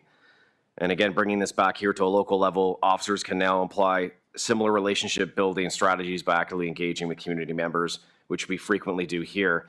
But more specifically for our members, they can take this away and now have a better understanding of the why we do some of these community things. Recognizing that policing goes beyond law enforcement involves addressing underlying social issues such as mental health, substance abuse, and community well-being. They understand now that collaborating with local resources and service providers to develop comprehensive strategies that address these issues in a holistic manner. And again, bringing it back here to Peel, Now that we've adopted a CSWB mindset, identifying the specific social issues prevalent in the community and working collaboratively with relevant stakeholders to implement proactive and preventative measures, officers got a first-hand look at what that looked like without the robust major city infrastructure that we have here at Peel. Policing in remote communities requires officers to be resourceful, adaptable due to limited resources and unique challenges. Making the best of available resources and finding innovative solutions to overcome logistical barriers. Our officers can draw from their experience in Operation Northern Exposure in our community, develop creative approaches tailored to specific context and available resources here. They also learn that effective communication, active listening, and empathy are key components of community engagement and successful policing. Understanding the community's needs, concerns, and perspectives by actively listening and engaging in open dialogue. And again, bringing this back to a local level, our officers can apply effective communication and empathy to foster understanding, bridge cultural gaps, and build trust with our community members. So at this point, I'm going to turn it over to Nick, who's going to talk about our Indigenous cultural awareness training and our human.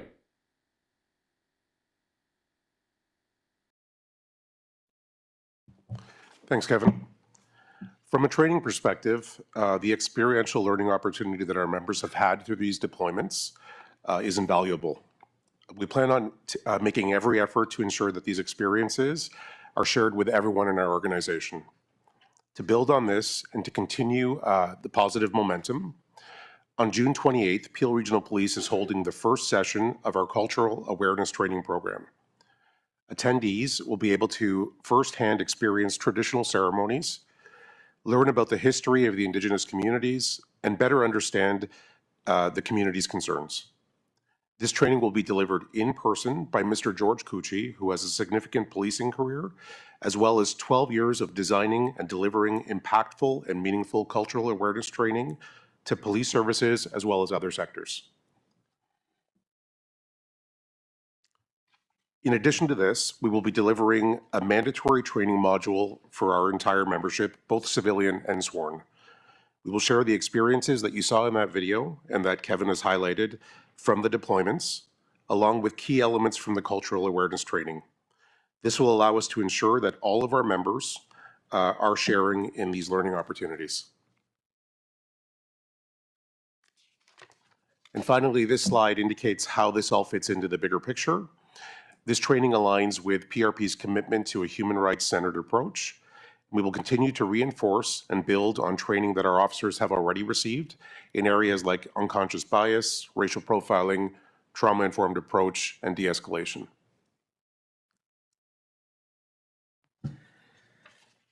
And just to top up Nick there, and obviously like throughout all of our training programs, the training will be evaluated as it's implemented, and we'll be continue to look for ways to lead in these areas as an organization. And we're proud to have started this initiative and training that many other police services are hoping to emulate.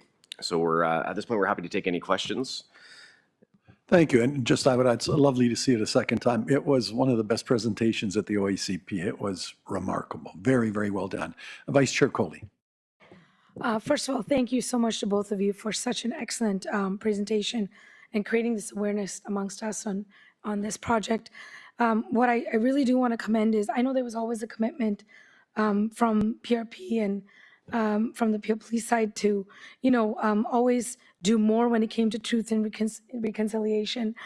But and especially when it came to education awareness, I know there's been many a conversation, but I really want to commend that not only did you immerse yourself in the community and take the time to understand, but now you've turned it into an actual program and training that others will benefit from. And we hope will create much more awareness. So kudos to you on this program, taking it a step further. Looking forward to hearing how many officers have gone through it and what has been their feedback on a future update. So thank you so much. Thank you. Mr. Carby. Through the chair, thank you, gentlemen, for the presentation. And I'm glad you showed the video again, because I didn't see it. I certainly want to add to the comments earlier around, the value of an immersive experience in the training. And so the one thing I would probably have in terms of the question is, you did mention kind of adding that to the training module so that all officers get exposed to it. And I wonder if you could speak to a little bit around what kind of expected time roll out for something like that? When we could be reasonably expected that most officers would have been exposed to this kind of training? Thanks for the question, sir. The first component being the in-person training, as I mentioned, starts next week. We're already at capacity for that training, so that it was warmly received by our membership and everybody wanted to participate. What we hope is by early next year, we will have the mandatory training piece ready and available to our membership. And it usually takes 3 to 4 months to have our entire membership trained with that piece. Awesome. Thank you so much. If there are no other questions, receipt moved by Vice Chair Coley, seconded by Mr. Carby. All those in favor? That is carried. Thank you. That brings me to the new business consent agenda, and those are items 4 to 7, which are considered to be routine and will be approved as one motion unless there are questions from the board. But I do want to publicly enunciate what they are. Number 4 was Public Order Units Peel Police Services Board Adequacy Policy. Number 5 was the Aboriginal Occupations and Protest Peel Police Services Board Adequacy Policy. Number 6, Operating and Capital Reserve Financial Reports for the first triennial. And number 7, the Peel Police Services Board Community Support and Recognition Fund Draft Auditor's Report. Are there any questions on any of those? Mr. Boughton, would you move receipt and consent, and seconded by Vice Chair Coley? All those in favor? Any opposed? That is carried. That brings me to new business item 8, the 2023 VCOM Group Annual Report. Chief, through to you if you want to introduce the subject. Great. Deputy Oduordi, please. Thank you. And through the chair, VCOM, as you all know, is a group of organizations that come together to manage and run the radio system. The radio system for a police officer here in Peel Regional Police in particular is also known as their lifeline. And it is one of the single most important pieces of equipment a police officer carries on their with their uniform. We are making strides this year to have each and every officer individually issued a uniform radio. VCOM's budget is approximately $3.5 million. It is a shared budget with 5 organizations, and VCOM was established in 1997. Again, VCOM stands for Voice Communications. However, it's a bit of a misnomer. We have recently added in the last 2 years here at Peel Regional Police what's called the Public Safety Broadband Network. That is, we have built our own network in times of crisis where commercial carriers may not be able to assist us with the transmission of data to our officers. We now have our own network to be able to do that. And this was clearly seen about 6 months ago when there was a network cut to a major carrier in which Peel's uptime was at 100%. Our public safety broadband system deals with about 40 gigabytes of traffic per day. And that represents an enormous cost savings to the organization having our own network. The long and short of the VCOM report is that VCOM continues to operate efficiently, not only for the Peel Regional Police, but certainly for their partners. And we have continued to grow VCOM in terms of the number of members it serves. With that, I'll ask if there's any questions. Are there any questions of the board? If not, if Mr. Carby would move receipt, seconded by Mr. Boughton. Any opposed? That is carried. Thank you. Item number 9, the 2022 Persons at Risk Annual Report that is here to be received. Chief, any comments on this first? Yes, thank you, Deputy Milovic. Thank you, Chief. And through the chair, I will just very briefly go through this report. The report itself generally incorporates 5 different subcategories. And while it's titled Persons at Risk, we like to think of them as being really priority populations in keeping and congruent with the priorities that we've established with our service. So they are child abuse and neglect, elder and vulnerable adult, family and intimate partner violence, the youth crime report, and internet child exploitation, which I referenced earlier when I provided some opening comments. At the 50,000 feet, in child abuse and neglect, we have seen a 10.8% increase in victims.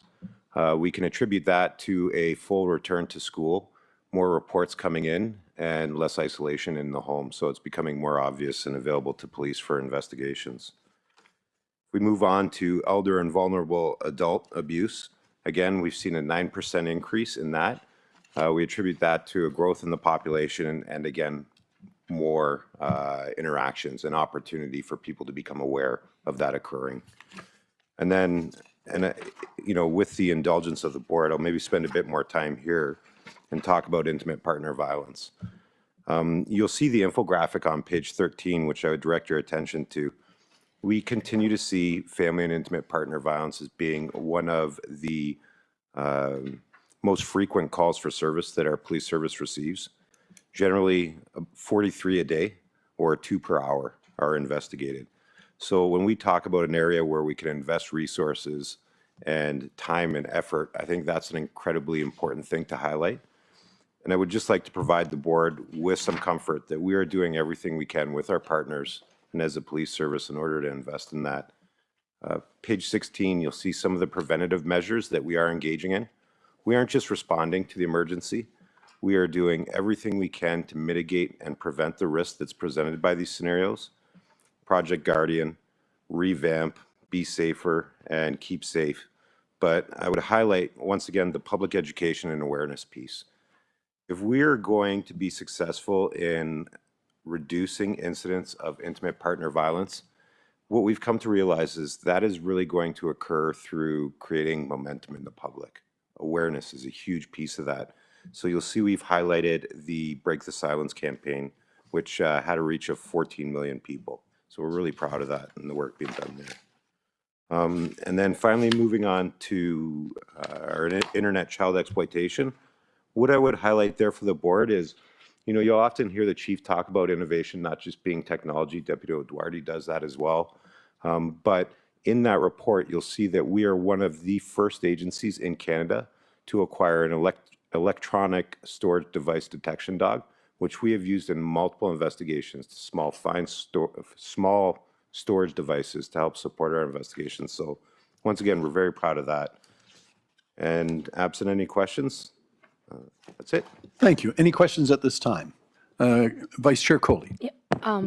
Thank you for the update. And actually, it is saddening to see the increase, but I know we talked about this last year because coming out of COVID, we knew we would see more reporting and numbers, which I think were not happening during COVID. And I'm glad you mentioned about the dog, actually, because I know we've talked about it and just the work that you are making headway when it comes to the online.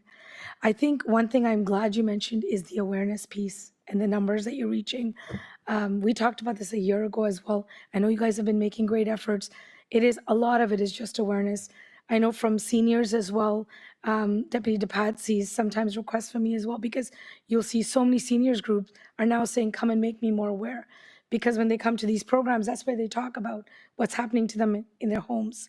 And they can't safely discuss it in their homes, but they'll come and speak about it there. So I do want to say thank you for all the outreach you are doing and the communication, and keep that up because it is impacting the community. We do see requests come in, and we do see people talking about saying, I feel safe to report. So I just wanted to commend that piece because I've seen a big increase in the past year on that. So thank you. Thank you. The report's been moved by Vice Chair Coley, seconded by Mr. Carby. Anybody opposed? That is carried. Brings us to item 10, 2022 Peel Regional Police Annual Report from Deputy Chief O'Dwyer, Innovation and Technology Command. Through to the Deputy. Thank you, Chair. And first, I'd like to offer my thanks to Director Maroney, who is in attendance today, and his team for preparing the 2022 annual report. As you know, it's essentially our report card through the year on achieving our goals in the 2020 to 2023 strategic plan. And the report definitely outlines and highlights many of the achievements, some of which we've talked about today, that gets us there. It's focused on our community, our work, and our people. It is the first time, as of last year, that was approved by the board that we've moved to a completely online format. The report is accessible on the PRP website and indicates and highlights all the information that I just acknowledged, as well as understanding the connection to our obligation under the Ontario Regulation 399 to provide these noteworthy updates. And with that, I encourage the board, and I know the board has reviewed And as we build towards our new strategic plan that is being led by Director Maroney's team for the next few years, we will again continue with the online format. Subject to any questions, that's the update on the annual report. Okay, it is here for approval as moved by Mr. Boughton, seconded by Mr. Carberry. Are there any questions? Seeing none, that is carried. That brings me to item 11, Diversity and Equity Inclusion Annual Hate-Motivated Crime Report. The report here from Deputy Chief DePatt. Through to the Chief. Deputy Chief. Thank you. And through the chair, I'm just going to give our presenter an opportunity here to get down to the podium. I've asked Acting Inspector Frez Ishmael from Community Safety and Wellbeing to present the highlights of the report, and he has a very short PowerPoint that he'll use to supplement. Welcome and please proceed. Thank you. Thank you very much, Deputy, and through you, Chair. Thank you, everybody. We've decided to just prepare a little bit of a slide deck here just to go through some of the key points and some of the findings from the report, which you all have, which of course is publicly available. And before I start, I did want to acknowledge that I am actually humbled to be here on the behalf of many members of Diversity, Equity, and Inclusion, and under our Community Safety and Wellbeing umbrella, our Divisional Mobilization Officers, who are all involved in a lot of the reassurance efforts that I will touch on here, inclusive of the hate-motivated crime coordinators that are divisionally deployed and do a lot of the work and a lot of the heavy lifting when it comes to the investigative pieces. By way of the report itself, our numbers did go up slightly by about 7%. From 115 to 123 as far as hate crime numbers in the year of 2022. There's obviously a variety of factors that fall into that, and I'll be touching on those as we kind of proceed through this slide deck here. We also decided to kind of take a little bit of a closer look at, a breakdown and disaggregate some of the information by race and ethnicity.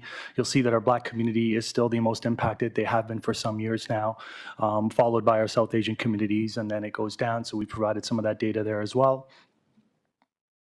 Beyond that, when we break it down by religion, again, our Jewish community is the most impacted. And we saw a uptick in our Christian community becoming impacted in 2022 as well, followed by our Muslim community, which had historically been 1 and 2 when it comes to anti-Semitic and Islamophobic sentiment. But I want to flag that a little bit because I've included a couple more slides moving forward when we talk about hate incidents. And I think it's important when we talk about that, that I think it provides a much better context to this issue. What we found interesting, and one thing we wanted to point out by way of being, objective and provide the information to our community, is we did see an uptick in our school-related hate crimes, an 82% uptick from 17 to 31 in 2022. Now, I want to caveat that. One of the first things to mention is, some of these crimes, even though they were school-related, were not necessarily always on school property. They were just issues that started from within the school, arguments and that may have taken place and, moved outside of the school boundaries. So it's important to kind of point that out. The other thing, when we look at the breakdown of the crimes themselves, you'll see that, over 50% of them were mischief-related. Those are graffiti-type pieces, which, again, often happen outside of school hours. So, again, these are important pieces and nuances to this information as to not skew the data to make any overarching suggestions. But, again, making sure that our community knows. And anecdotally, and I know it's going to be released eventually when we look at the national 2022 stats, these numbers, 82%, will likely be lower than the national. We've seen a massive spike in hate-related crimes at schools nationally, and you'll see that information become available likely in the next few months. So we wanted to draw some attention to hate-motivated incidents. And just by way of just making sure that we contextualize and speak the difference, hate crime is one that, of course, meets a criminal threshold and one that we could proceed by way of investigation and charges. A hate-motivated incident is one that does not.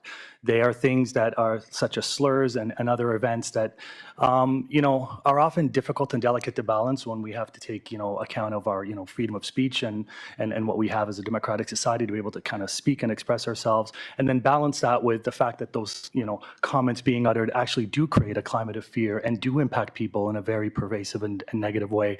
And yet, even though no charges can be laid, we understand as a service and we understand in a community that they are just as harmful and at times, if not more harmful. And I want to contextualize that. When there's a crime that's committed, especially one that meets a criminal threshold, we activate an entire, process that moves forward. There's an investigation. The officers come in, they meet with the families, and there's a whole bunch of steps that take place that actually emphasize and exclamate the fact that we as a country will not support this, and that from a legal perspective, we as an organization will certainly not, and we will do our diligence. And that sense of support is part and parcel of it. Not to say that there aren't obvious other ripple effects of the victimization process, but when it comes to hate incidents, that often has not been the case. People have felt that they have to suppress that information. Historically, and for those of you that don't know, hate-motivated crimes are amongst the most underreported of all crimes globally, not just as a national piece.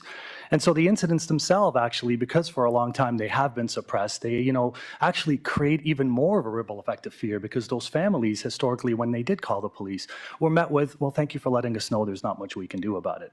And just imagine what that feels like when you have to walk back in your home and then have to explain to your kids, why it is that all of a sudden now their last name or skin tone may be something that they have to be alive to and navigate throughout the rest of their lives. It's not easy.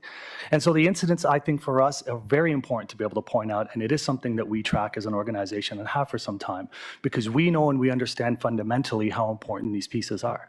So you need to know that the numbers did go up a little bit in 2022, and we firmly believe that a part of that is related to our reassurance protocol. In 2018, 2019, we established our reassurance protocol. Again, for those of you that don't know, that actually mandates, and it's a part of how we do business, it's embedded actually within the fabric of the organization, that anybody that calls us with a complaint of an incident or a crime, regardless of how severe and or the perception of it may be, will immediately activate a protocol in which we and my members of Diversity, Equity and Inclusion Bureau will follow up with those families.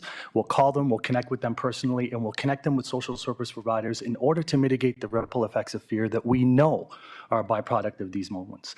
And it's amazing what that has done. In one way, it's actually provided that sense of security to the community and ensured them that we as an organization, even though something may not meet a criminal threshold, it does not mean that we condone that behavior. It does not mean that we support that behavior. And we are actually paying homage to the fact that there is hurt and harm done, even though there was no crime committed.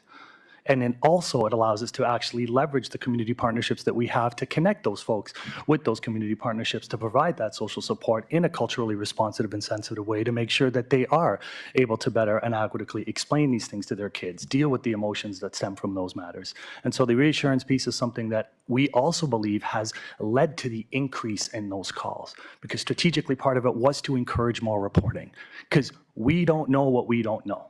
And unless people pick up the phone and let us know and make that phone call, the data speaks volumes. And unless they make that phone call, we can't provide that support. Unless they make that phone call, there's very little that we can do. And we are actually going to be able to not truly understand the magnitude of these issues until those calls are made.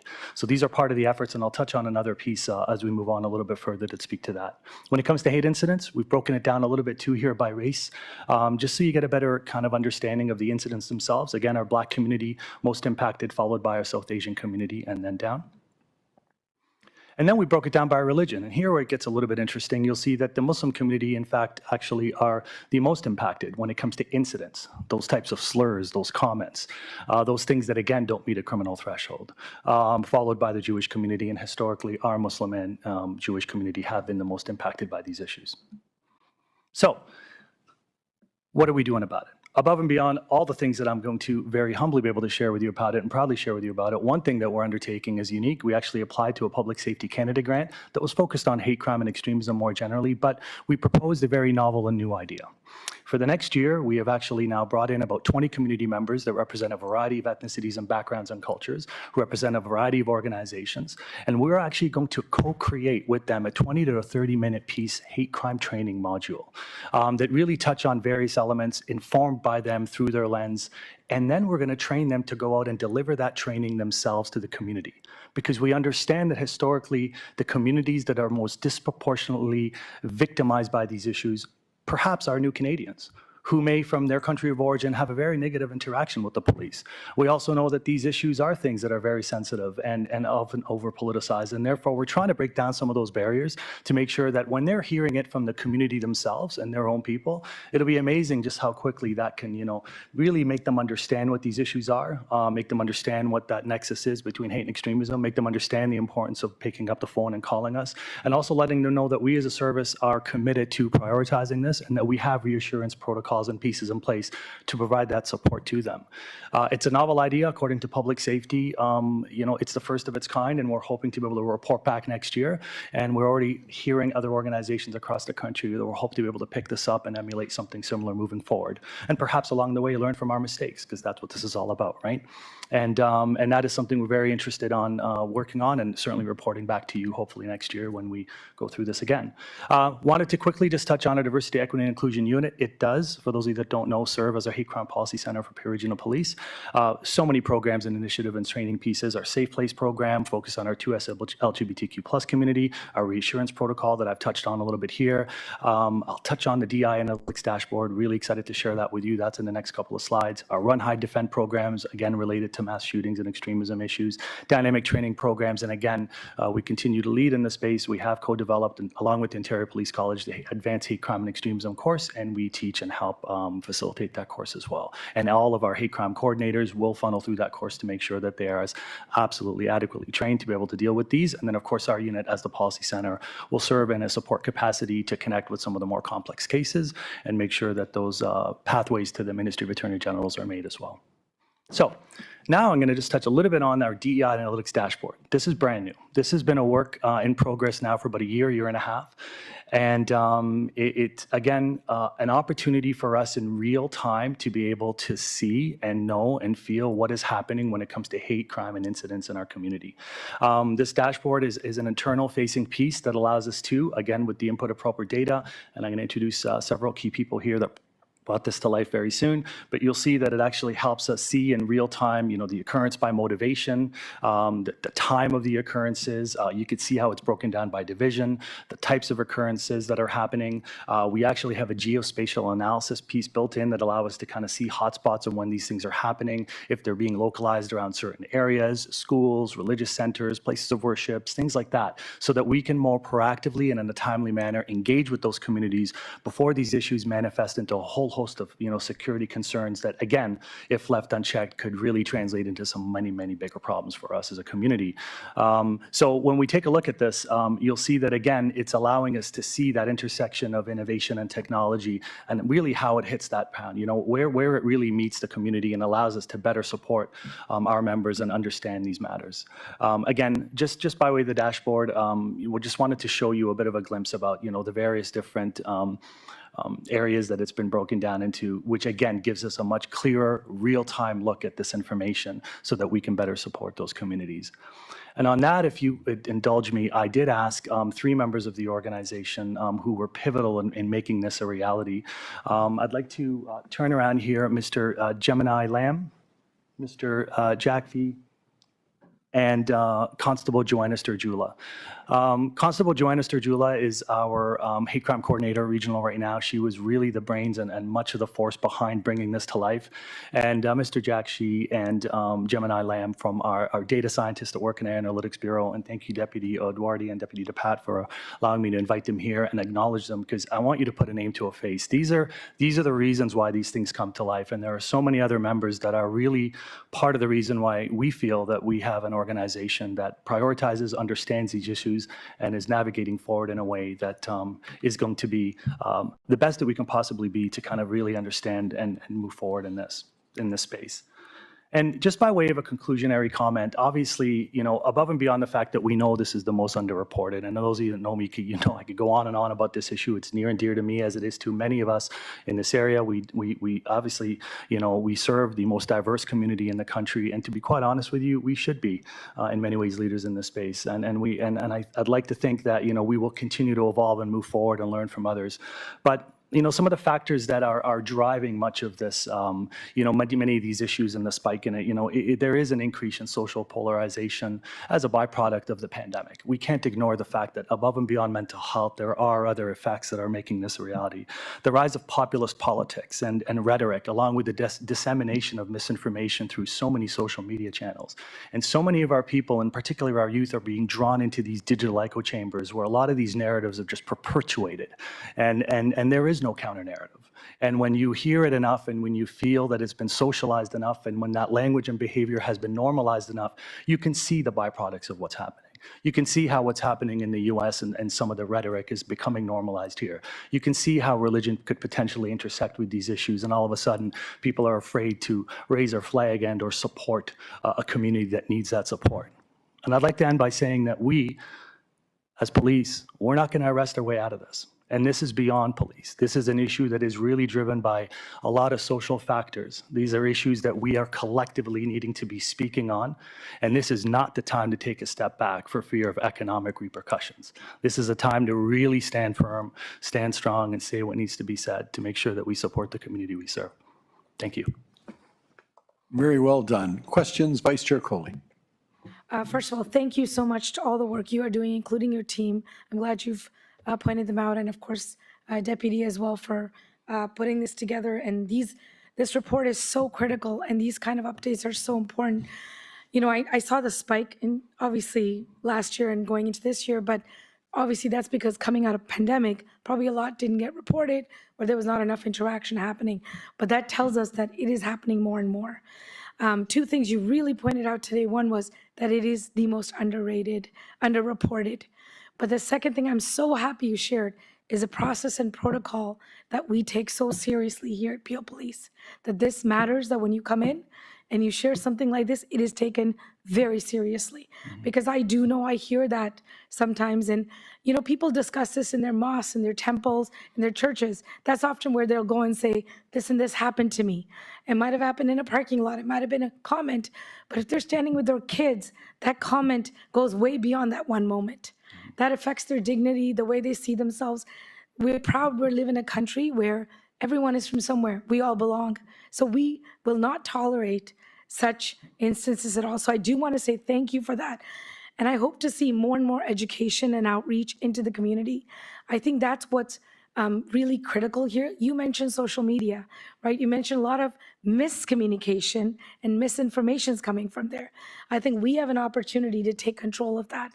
That if we put more and more information about how serious we take this, how important our process is, because I'll be honest, most people don't understand how important our process is. And at the minute you report it, there is an entire protocol that goes in place. So they do need to be aware of that. So I think if we take control and we become the place for that education and that awareness, maybe that misinformation, you know, may die down away.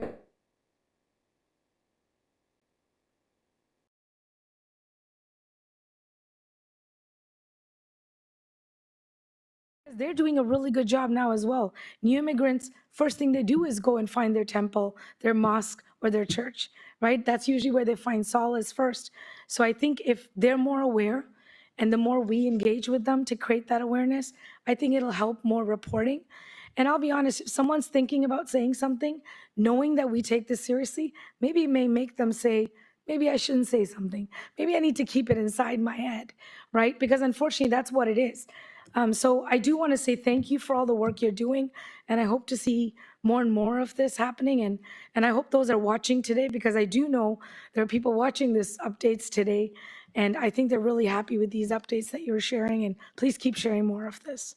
Thank you, Vice Chair. Thank you. Receipt moved by, Chief, did you have a further comment? Just through the chair, want to thank Acting Inspector Ishmael, Rob, Joanna, and the analytics team. Thank you for being here.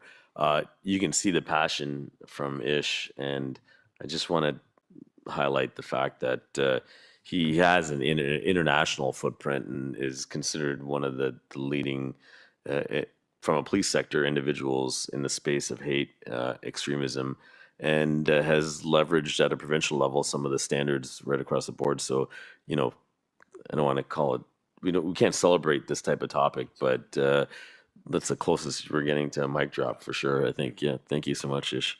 Thank you, Chief. Absolutely, well done. With that, Vice Chair Coley's moved receipt of the report, seconded by Mr. Boughton. All those in favor? Any opposed? That is carried. Thank you. And with that, I can adjourn the public meeting, knowing we're going in camera in about 5 minutes. I'm going to give everybody a bit of a break.